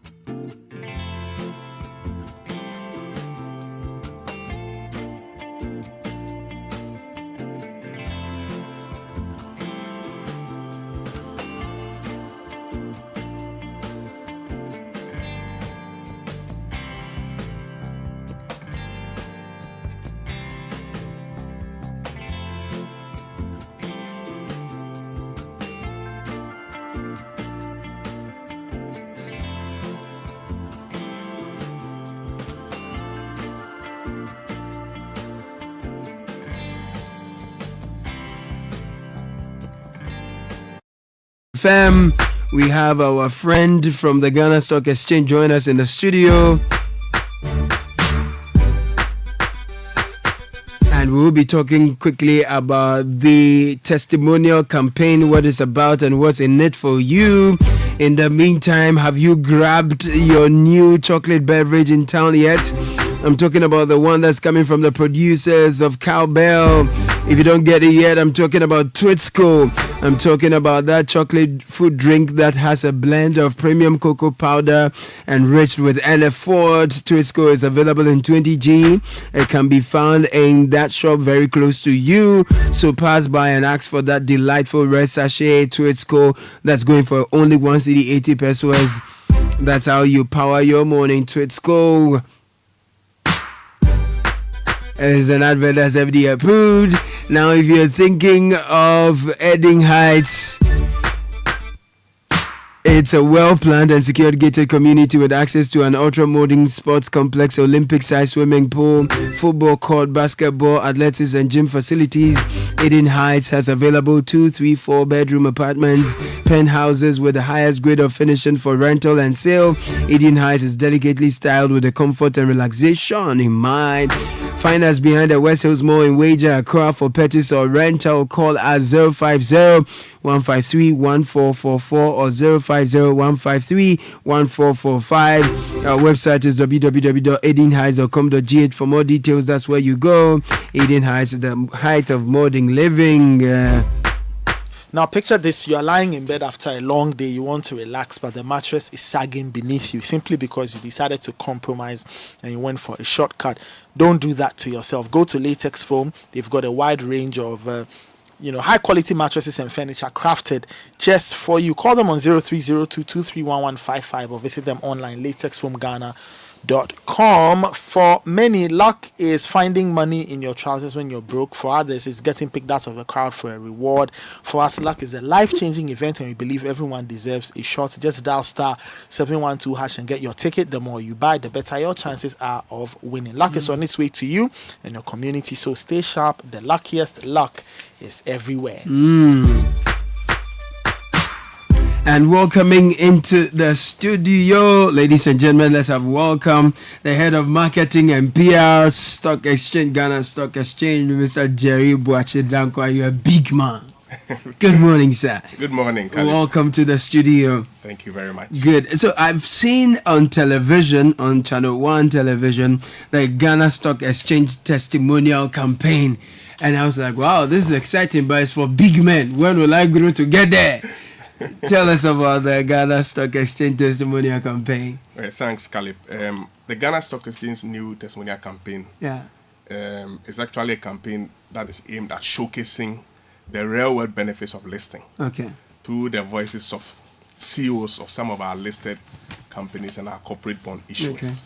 You know, over the years, we have been telling our own story, but I think that it will be good for the companies that have benefited from listing themselves to tell their own story of how listing has actually impacted positively on their business and how it has transformed their businesses through increased visibility, increased accessibility, increase in terms of corporate governance, how listing has helped them to really step up in the area of corporate governance, and how it has also given them the opportunity to access patient capital on our market. Right. So we believe that it's high time for these companies to tell their own stories. And we believe that when investors and other companies hear of these success stories, they'll be inspired and encouraged to also list on the Ghana Stock Exchange. That's exciting. So now let's talk to the business owners who have made a lot of money but have not been to business school and don't understand all the jargons, corporate jargons you're talking about, but are capable of taking advantage of this, right? So break it down for such persons and let's know why it's important and how they can list. Okay, so I think that one of the things that the Stock Exchange does is to provide a platform where companies that need patient capital can use this platform and access this patient capital to be able to expand and grow their businesses. We also provide a platform for investors to also invest in some of the financial instruments on the stock exchange. So basically what we are doing is we are creating a platform for companies to create wealth by accessing patient capital, using it to grow and expand their businesses, creating more employment and impacting society. And then investors also having the opportunity to invest in some of the instruments on the stock exchange like bonds, shares, ETFs and the others. It's also give them the opportunity to also create wealth. So basically we provide a platform where individuals and companies create wealth. Now, to also add to that, one of the things that actually inspired us to come up with this campaign is the success stories of these listed companies and corporate bond issuers. We have seen at first hand how listing has transformed these businesses, and we felt that there was a need to tell a larger audience about the success stories of these companies. So we featured some companies like MTN, GCB Bank, Benzo Oil Palm Plantation, Travenos Infusions, Bayport Savings and Loans, and they are sharing their experiences on how listing has actually impacted their businesses. And all this thing also aimed at demystifying the listing process and letting companies and investors know about the tangible benefits and advantages of investing on the stock exchange or raising capital through the Ghana Stock Exchange. Okay. So for the benefit of those who do not understand the patient capital, we are talking about long-term capital, where as an investor, you are willing to make a financial investment in a business with no expectation of turning a quick profit. So instead, the investor is willing to forego an immediate return in anticipation of more sustainable returns down the road. Yes. So that's what we are talking about. I love the sound of that. So what's the impact you're anticipating this campaign will have on potential listings and investor confidence overall? So we anticipate this campaign to have a dual impact. First of all, we believe that it will inspire companies that are thinking of raising capital to expand and grow to consider using the exchange as an option to raise this capital by hearing the experiences, real-world examples of other companies who have benefited from listing. And then secondly, by showcasing these success stories, we believe it will also boost investor confidence in the Ghana stock exchange, in the stock market, where investors seeing the success stories of some of these listed companies and corporate bond issuers now will now want to invest in these companies. And mind you, when they invest in these companies and these companies grow and expand, what happens to the economy? They will employ more people, generate more employment, and then the whole society will be the end beneficiaries. And we're all happy. Everybody will be happy. We'll all be smiling. I like as a country. So how can we be part of this? Before I ask you how some of the initiatives that you've embarked on to grow the exchange in recent times, how can those who are now interested, we've watched the testimonials of other companies that are doing well. We want to have a board meeting and convince them that, look, we have to join, we have to list on the Ghana Stock Exchange so we can be part of the testimonial campaign in the future. How can we be part? Okay, so it's very simple. Now, when you go to our website, www.gnc.com.gh, we have the intermediary we call the licensed stockbrokers, or we call them licensed daily members. So there are numbers. When you go to our website, you find the numbers and contacts there. You can call any of them and talk to them about the investment opportunities on the Ghana Stock Exchange or the capital raising opportunities. If you want to raise capital, they can run you through all that you need to go through and will simplify the process for you. So that is how you can get involved. You can also call the Ghana Stock Exchange. All our social media platforms are active.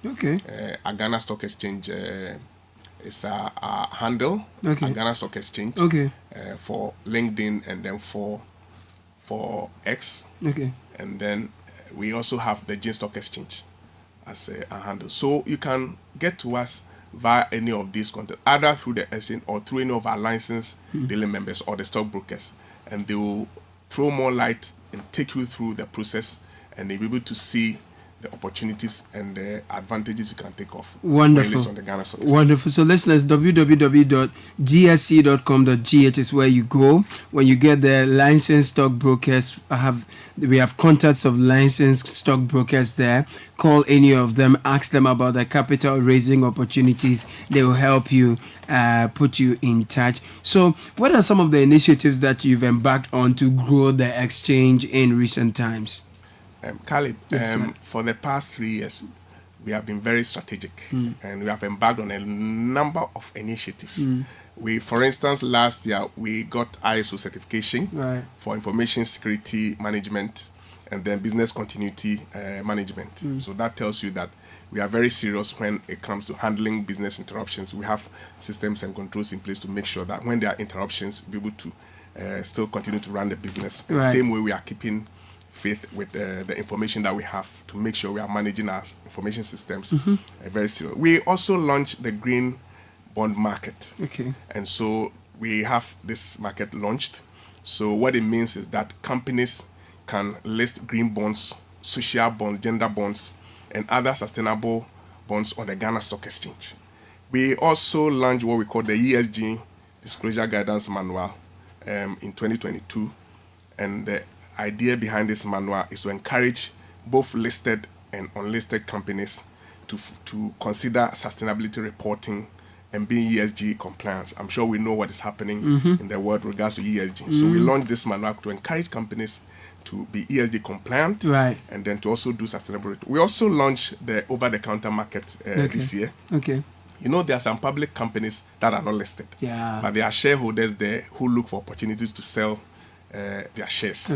And so this platform will provide opportunity for these companies that are not listed, public companies not listed, to be able to trade their shares on this over-the-counter market. We also launched the commercial paper market this year, where companies can use this as a platform to raise short-term capital to address their short-term liquidity and financing needs. We also have been engaging with the Ministry of Public Enterprises, Ministry of Finance, and then State Interest Governance Authority. You've been doing a lot. Yes, on listing some of the state-owned enterprises. And 4 of them have been earmarked for listing between this year and next year. And so we are very happy that we have some viable state-owned enterprises coming onto the market. I'm sure you heard about Graphics' intention recently to list on the Ghana Stock Exchange. So it's all part of the engagement that we've been having with the State Interest Governance Authority. So a lot has been happening on the exchange. In the area of digitalization too, we have partnered some of our brokers and partners, and we have digital trading and investment tools in the market. So you're doing all. We are covering every space. You are leaving no stone unturned. I like it. And so we also embark on a lot of financial literacy. For a lot of our target audience, and even the students themselves.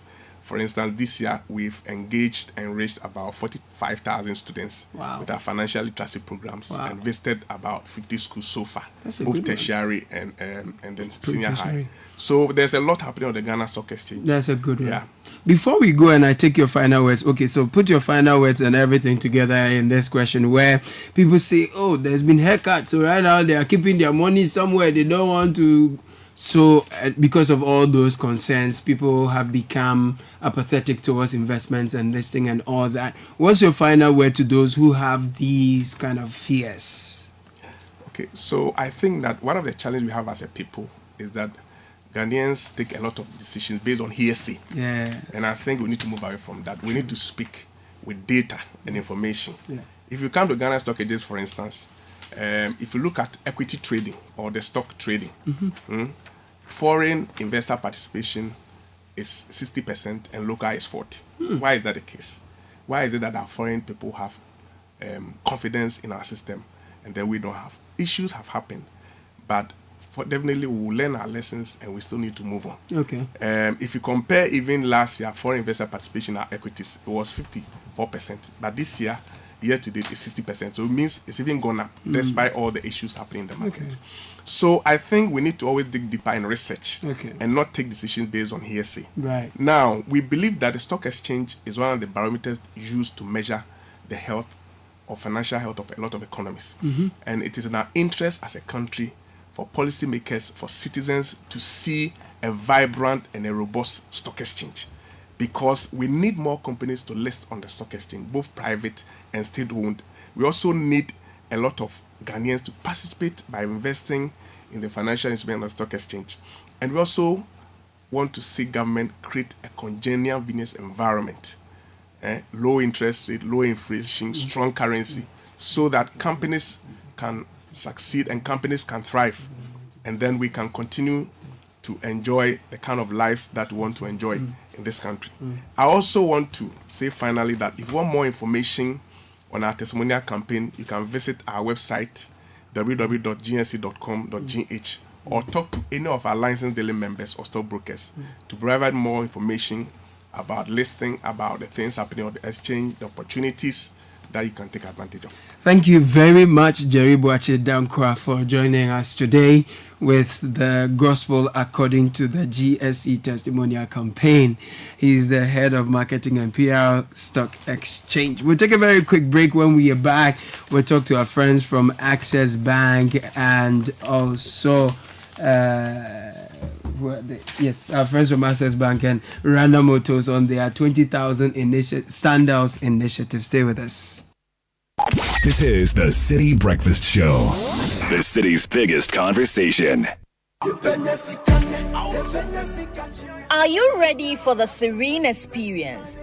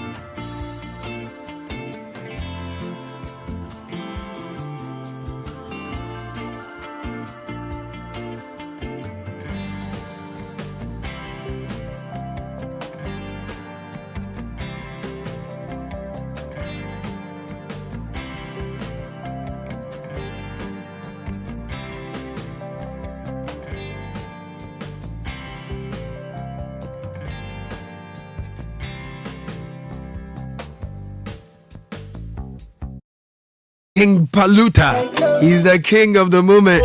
He calls this one Aseda. Did you know that one car tire can produce 5 sandals? Yes, I'm talking about your saloon car now. When that tire is out of shape, it can still be very useful. And listen, Access Bank together with Runner Motors and Horseman Shoes, they are putting smiles on the faces of 20,000 pupils by putting sandals on their feet. I'll tell you more about this exciting project and how you can be a part of it shortly. In the meantime, if you're looking for a bank that always has you at their service, you know it's Omni Basic Bank, right? If you're looking for that bank that's ready to assist you 24-hour, it has a 24-hour state-of-the-art contact center. Omni Basic Bank is the bank for you. It's the fastest growing corporate bank of the year 2023. Omni Basic Bank, always at your service. Please call them on 0307 086 000 or 0302-758-555. Visit any of their branches nationwide. Open an account today and enjoy exceptional customer service. Omni Basic Bank at your service. Now here's big announcement. Breeze Ride App. Breeze Ride App. They have the most affordable rides in town as low as 15 Ghana cedis. People use the Breeze Ride App to refill their gas cylinders for cooking without stepping out. Now they are going another level. They call it the personal shopper. It's within the app. So download the Breeze app and you just press the personal shopper. The personal shopper will go to the town, market, wherever you want. They will send you pictures of what you want, the prices, you confirm, and they bring it to your home. You relax, and then they do all the hassle for you. Avoid the stress, the traffic, and everything. Let your personal shopper do all that for you.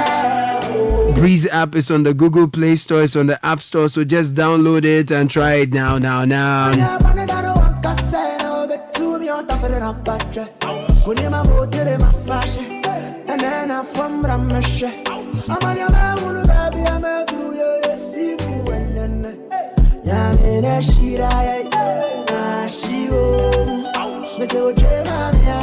So my friend Oluwaseun David Akindele is the head of corporate communications and brand management with Access Bank Ghana.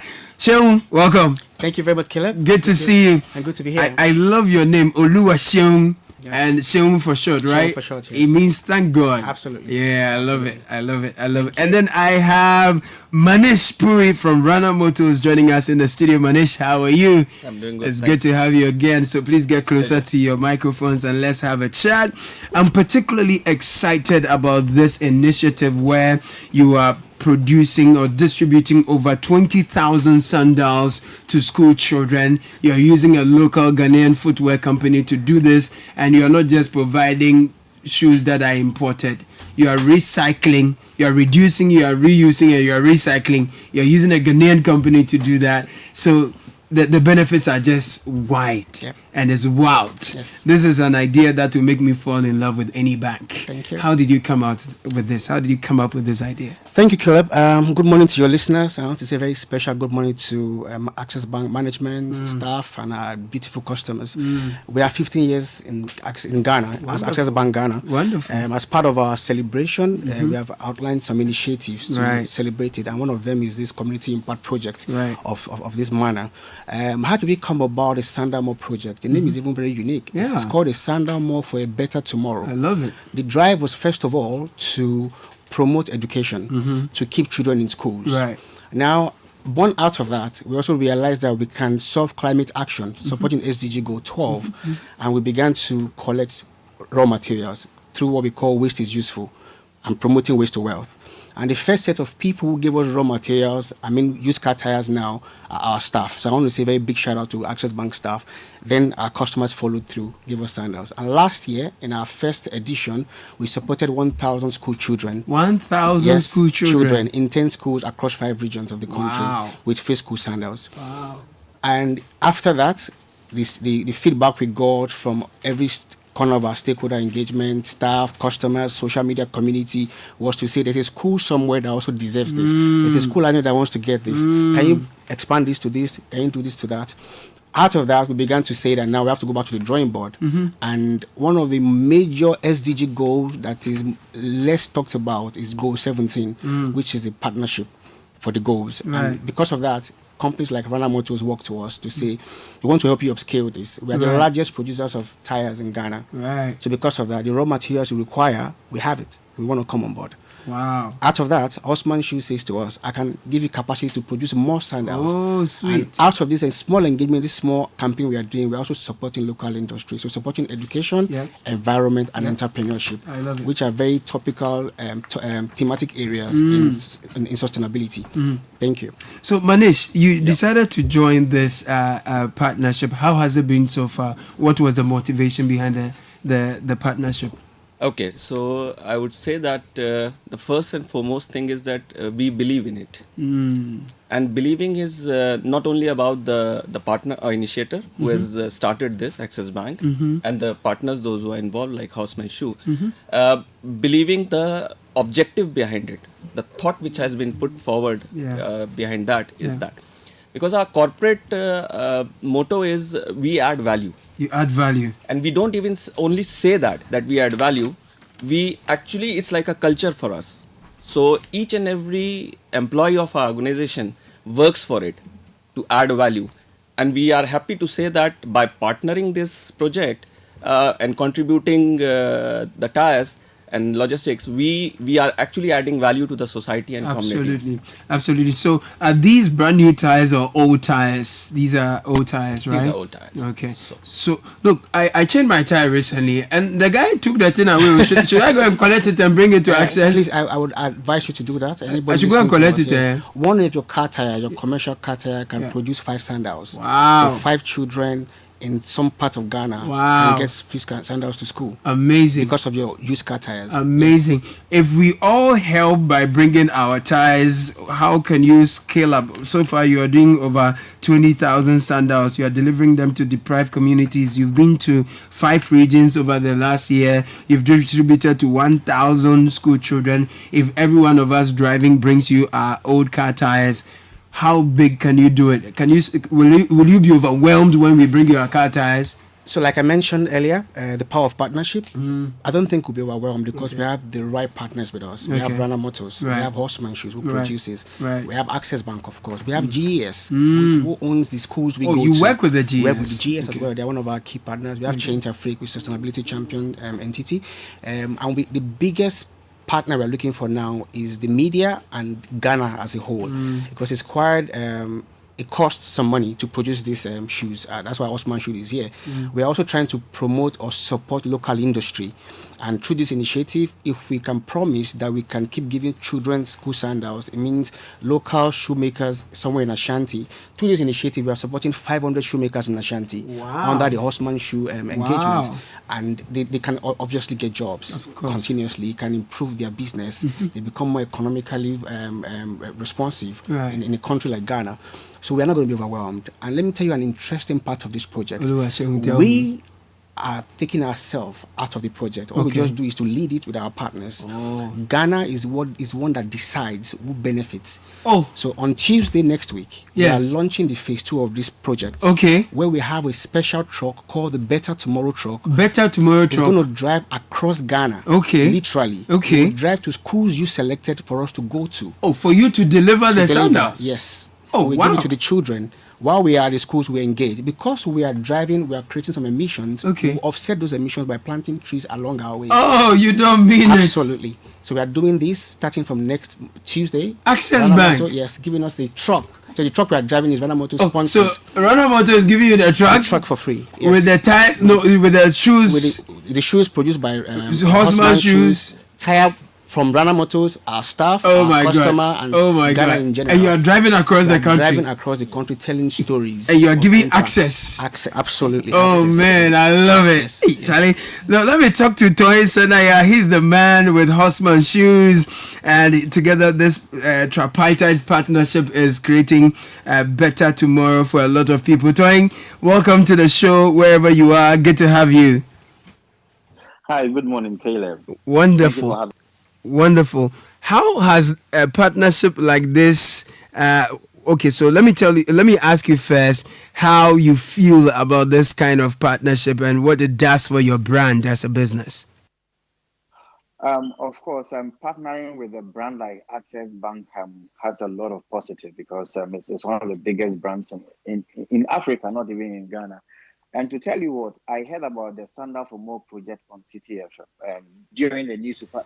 Yeah, during review. So I sent a text to Nathan, a bank says they want to do Sandal's project. Which bank is it? So when Nathan told me Access Bank, then I reached out to Access Bank and told them, look, I can partner them to deliver quality because having been around for 14 years, I think that we have perfectly mastered the craft of making quality shoes, So so far it has been great, and it was an initiative that was a bit challenging because the Thai sandals that we are used to are the ones that normally we call Taoto in Kumasi. Yeah, man. Very bulky and very heavy. So we have to innovate it to produce a product that will be very suitable, comfortable, and of course quality that will meet the standards of Access Bank and also provide comfort to the feet of the school children.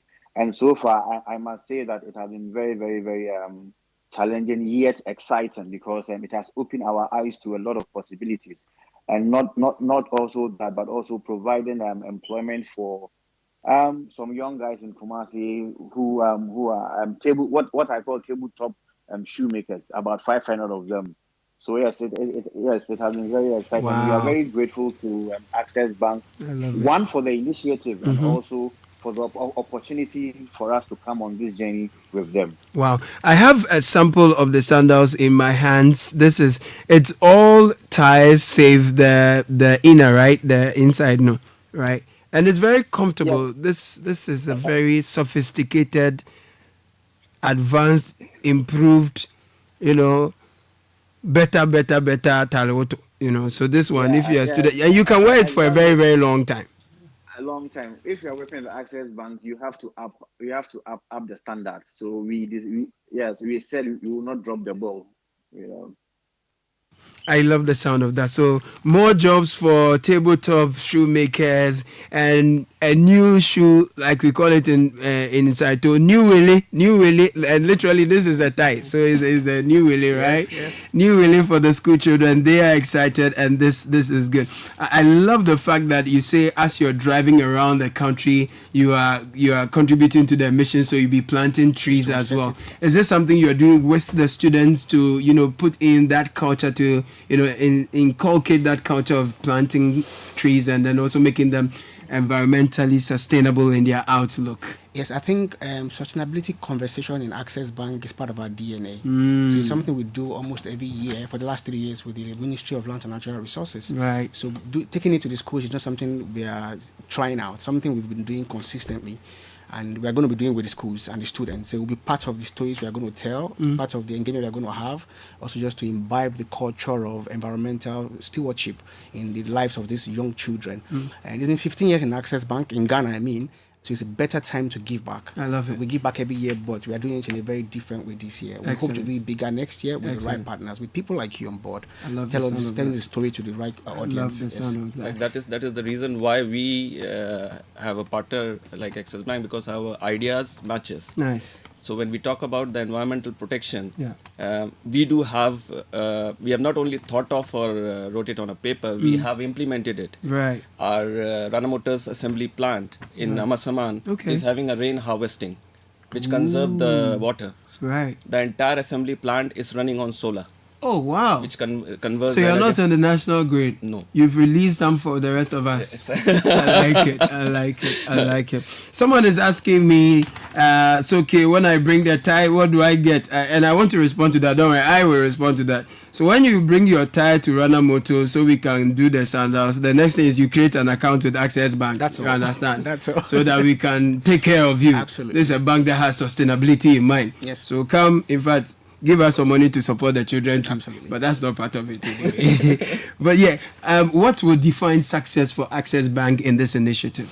What would define success for us at Access Bank on this initiative is to ensure that come December, all the 20,000 school children get their sandals. And we'll begin to drive more commitment for the future. Like I said, and I echo the voice of management. I want to say a very big shout out to our managing director, Olumide Olatunji, and the entire management of Access Bank, the board, and the staff as well. It's an idea that was bought into, that was sponsored, and they said, guys, keep running. We have our backing. So because of such a guidance and such an acceptance from that level, we are proud to say we want to do this in the long haul. I love it. Our plan is to do 1 million sandals. We don't want to put a timeline to it. If Ghana comes to the conversation, we will overwhelm you. Yes, you will do 5 we million. Want the sandals. People can begin to even donate in the future. Yes. And another interesting aspect of this project, if you notice, we call it a sandal for a better tomorrow. Sandals cannot give you a better tomorrow. It just leads you to stay in school for better tomorrow. While we are going on our journey, we'll collect dreams. There's an app we have created to collect dreams of children. I can show you the app after the call. To say, hi, my name is Kwame. I'm in primary 6. I'm in LA primary school in Wa. What have you? My dream is to be a doctor, or is to be a journalist or something, a teacher. Along the farmer. line in our near future, maybe next year, what we want to do is to support such a child to be that doctor. It doesn't mean we'll pay entire thing, but we'll give you, support your dream. Access Bank. So that's what is in the holding for us for the future. So we are deliberate about the conversation, and I'm very grateful. Access Bank is grateful to the partners like Rana Motors, Access Bank, to Ghana Educational Service, to Chains Afrique, to Horseman Shoes. And we are also working with very renowned influencers. Kobe Che is an influencer on this project. Nana T is on this project with us. Ghana's most beautiful reigning queen, Selom, is also on this project because she has a campaign called Say Yes to Education. So we have such an audience who are supporting the drive. Access Bank, I'm sold. Thank you. I'm sold. Thank you. I'm bringing my ties. Please bring. But Rana Motors, do you have enough outlets across the city, across the country, where we can bring your tires? Yes, we have currently 10 outlets operating there where they can drop the tires, and we will arrange the logistics of that. So when I met David first time, that was what our discussion was, that there is a bottleneck, not a challenge but a bottleneck, which can cause is a collection point, the logistics part. So we said that yes, we are ready to contribute in that part. You have social media outlets we can follow and get to find updates, so I'll come to you for that. But Toy, as you said, you heard about it on the show and you've decided to join this partnership. A lot more people have heard and they are bringing their ties. You have capacity for us. We're bringing you millions of ties. Of course, I'm Caleb. You know, Kumasi is the hub of shoemaking. By virtue of the fact that from situated the shoe factory, so we have a lot of young guys who are in the vocation of shoemaking. So for capacity, I can assure you and Access Bank that people are yearning for jobs. You know, people are yearning for work to do. So once the time we will manufacture them, we will turn them into beautiful sandals. That's wonderful. Thank you so much, Toyin Senaya. Let me give you the final word. Oluwaseun David Akindele. Final thing you want us to know before you take leave of us. Thank you. I think I'll use that time very well. We are 15 years in Ghana again. I want to say a very big thank you to our customers, our stakeholders who have supported us, who've banked with us, trusted us over the last 15 years. We are here for more. We are here to also offer them more. And also want to say a very big thank you to everybody who has supported this project with us. Our joy is to see that one simple project is impacting education, impacting environment, and it's impacting entrepreneurship. We are a pioneer as a bank of a sustainable environment, and that can mean that we are making people economically responsible and economically sound and strong. And we are happy to be doing it with exciting partners. I love how you think, and I love how you even work better. Thank you, Access Bank. Thank you, Rana Motors. Thank you, Horseman Shoes, for all that you do for the environment, for posterity. God richly bless you. You hear from us. We'll bring our tires. That was Oluwaseun David Akindele. He is head of corporate communications and brand management, Access Bank Ghana. Rana Motors boss Manish Puri was here as well. And then you had Horseman Shoes founder and CEO Toyin Senaya join us there. Thank you so much. We'll take a very quick break. When we are back, we'll wrap up.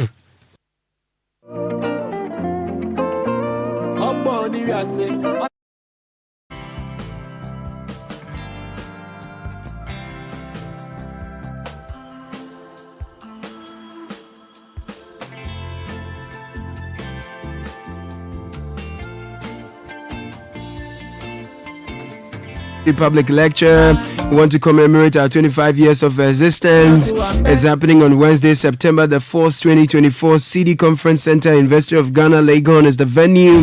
Time is 8:30 a.m. We are navigating the future, innovating and excelling in public service. Our keynote address speaker is the Minister of Transport, the Honorable Kuku Furie Siama. Speakers are Professor Raymond Atuguba, Dean of the University of Ghana School of Law, and Cecil Gabra, CEO of Top Tech Ghana.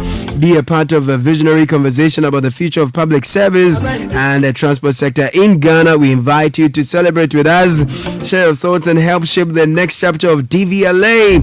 For more information, contact us directly on 020-3200-112. DVLA celebrating 25 years of transformation and service. DVLA, your safety, our concern. Now, the Gender Equality Partnerships is what the British Council is calling on all Ghanaian units to apply for. The Gender Equality Partnerships 24-25. Now, they are doing this to support higher and further education collaborations between the UK and other countries to address gender or priority gender equality themes. For inquiries, call 056 0027 835, and the deadline for application is the 16th of September. Twisco is here. It's the new and exciting chocolate beverage out there on the market. It's brought to you from It's brought to you by Cowbell, from the people who make Cowbell. It's available in 20-gram sachets, and you can get that in your neighborhood store. Start your day with a cup of the great tasting Twisco and power your dream. And this ad is FDA approved.